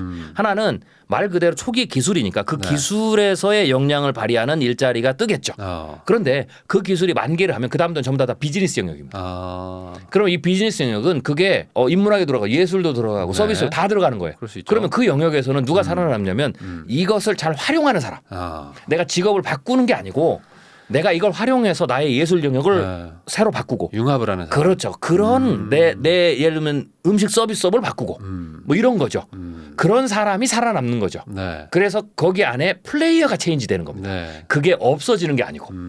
그리고 이제 물론 절대적으로 두 명이 하던 걸 한 명이 하게 되죠. 네. 일자리 절대 규모는 줄죠. 네. 대신 이게 또 하나 세 번째가 뭐냐면 이 두 개가 합쳐지면서 새로운 직업군을 만들어요. 초기에는 이 직업군도 어떻게 되냐면 초기에는 없잖아요. 네. 그래서 이것도 두 개로 나눠요. 처음에는 창조. 누군가 창조하는 사람. 그게 어렵죠. 근데 창조하는 사람이 부는 가장 크게 얻어요. 그리고 그 사람이 새로운 직업이나 영역을 만들어 놓으면 그 다음에 네. 사람들이 거기 들어가서 해죠. 이 단계를 거쳐가면서 신기술을 오면서 일자리를 전체적으로 바꾸고 틀을 바꾸는 겁니다. 그래서 그런 측면에서 챗GPT도 그렇고 뭐 인공지능 다른 인공지능도 그렇고 뭐 로봇도 그렇고 좀 생각하시면 되지 않을까라고 생각하시면 됩니다. 하긴 뭐 몇 년 전만 하더라도 유튜버라는 직업 자체도 없었고 그렇죠. 했지만 이제는 뭐 초등학교 아이들이 뭐 유튜버 직업 뭐 선호도 막 1위 막 맨날 이렇게 그렇죠, 얘기하는 그렇죠. 것처럼 아마 지금은 알 수 없는 그 네네. 무언가가 이제 나중에 또 새로운 직업이 될 거니까 그렇죠. 그런 거를 이제 준비하라고 말하기는 좀 그렇고 네네. 미리미리 자기가 잘하는 거 잘하면서 새로운 문물을 잘 융합시켜라. 이거 융합시키는 게 왜 중요하냐면 제가 이렇게 얘기합니다. 기술이 발전하면 우리가 꼭 기억하셔야 될 게 그 기술은 결국에는 인간의 삶 전체를 더 윤택하게 만들고요. 더 나아가서 인간의 능력을 향상시켜요. 네. 챗 GPT를 여러분이 써보시면 물론 여러 가지 이제 그 단점과 오류도 있어요. 그렇지만 저도 그걸 써보지만 그걸 써보면 제가 이제 두뇌 확장이라고 그러거든요. 개인의 어떤 그 지적 역량을 높여줘요. 뭐 인공지능은 제가 인간 두뇌의 증강 혹은 인간 지능의 확장 이렇게 얘기하고요. 로봇은 인간 몸의 확장 이렇게 얘기를 해요. 네. 그러면 전체적으로 인간이 두뇌와 지적인 부분과 육체적인 부분이 좋아지고. 향상이 되죠. 네. 그러면 어떤 일이 벌어지냐면 과거에는 내가 못했던 일을 하게 돼요. 네. 이것도 생각하셔야 돼요. 그러니까 내 직업이 없어지는 것만 생각하시면 안 되고요. 네. 내 능력이 향상되니까 나는 그게 없었을 때는 나보다 좀 능력이 뛰어난 사람이 했던 그 영역을 네. 못한 거죠. 그러네. 나는 만화를 못 그리는데 그렇죠. 웹툰 작가가 되는 작가가 될 수 있는 거죠. 그렇죠. 그렇게 가는 거예요. 그러면서 그게 위로 전부 다 상향이 된다라고 보시면 돼요. 그러네. 거기에서 새로운 것들이 생긴다라고 보시면 됩니다. 예를 들면 여러분들도 지금 이제 챗 GPT를 지금 쓰시면 네. 작가만 쓰고 시 쓰는 시인만 썼는데 내가 작가가 될 수가 시인이 될 거 소설도 쓸 수 있다라는 그럴 수 거죠. 있죠. 그러면 내 영역이 네. 그 영역으로 확장될 수 있는 거죠. 초반에는 그걸 빨리 빨리 접근해서 사용하는 분들이 훨씬 더 좋은 기회를 갖는다라고 네. 생각하시고요. 이 챗GPT를 포함해서 인공지능 이 로봇은 대세입니다. 이거는 저항하시면 안 돼요. 빨리 해야 된다. 해야 새로운 길을 빨리 열 수 있다. 스마트폰 같은 거다. 그렇죠. 이거는 무조건 적응해야 된다. 그렇죠.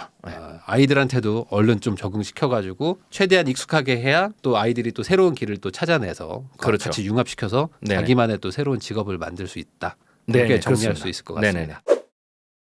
네, 오늘은 미래학자 최윤식 박사님을 모시고 2023년 뭐 경제 전망부터 자율주행차, 뭐 미래의 먹거리, 미중 패권 전쟁까지 알아보는 시간을 가졌습니다. 시청자 여러분들 시청해 주셔서 다시 한번 감사하다는 말씀 전하고요. 지금까지 저는 내 집 마련부터 건물주까지 부익남TV의 부익남이었습니다. 박사님 오늘 나와주셔서 너무 감사드리고요. 고생 많으셨습니다. 네, 감사합니다.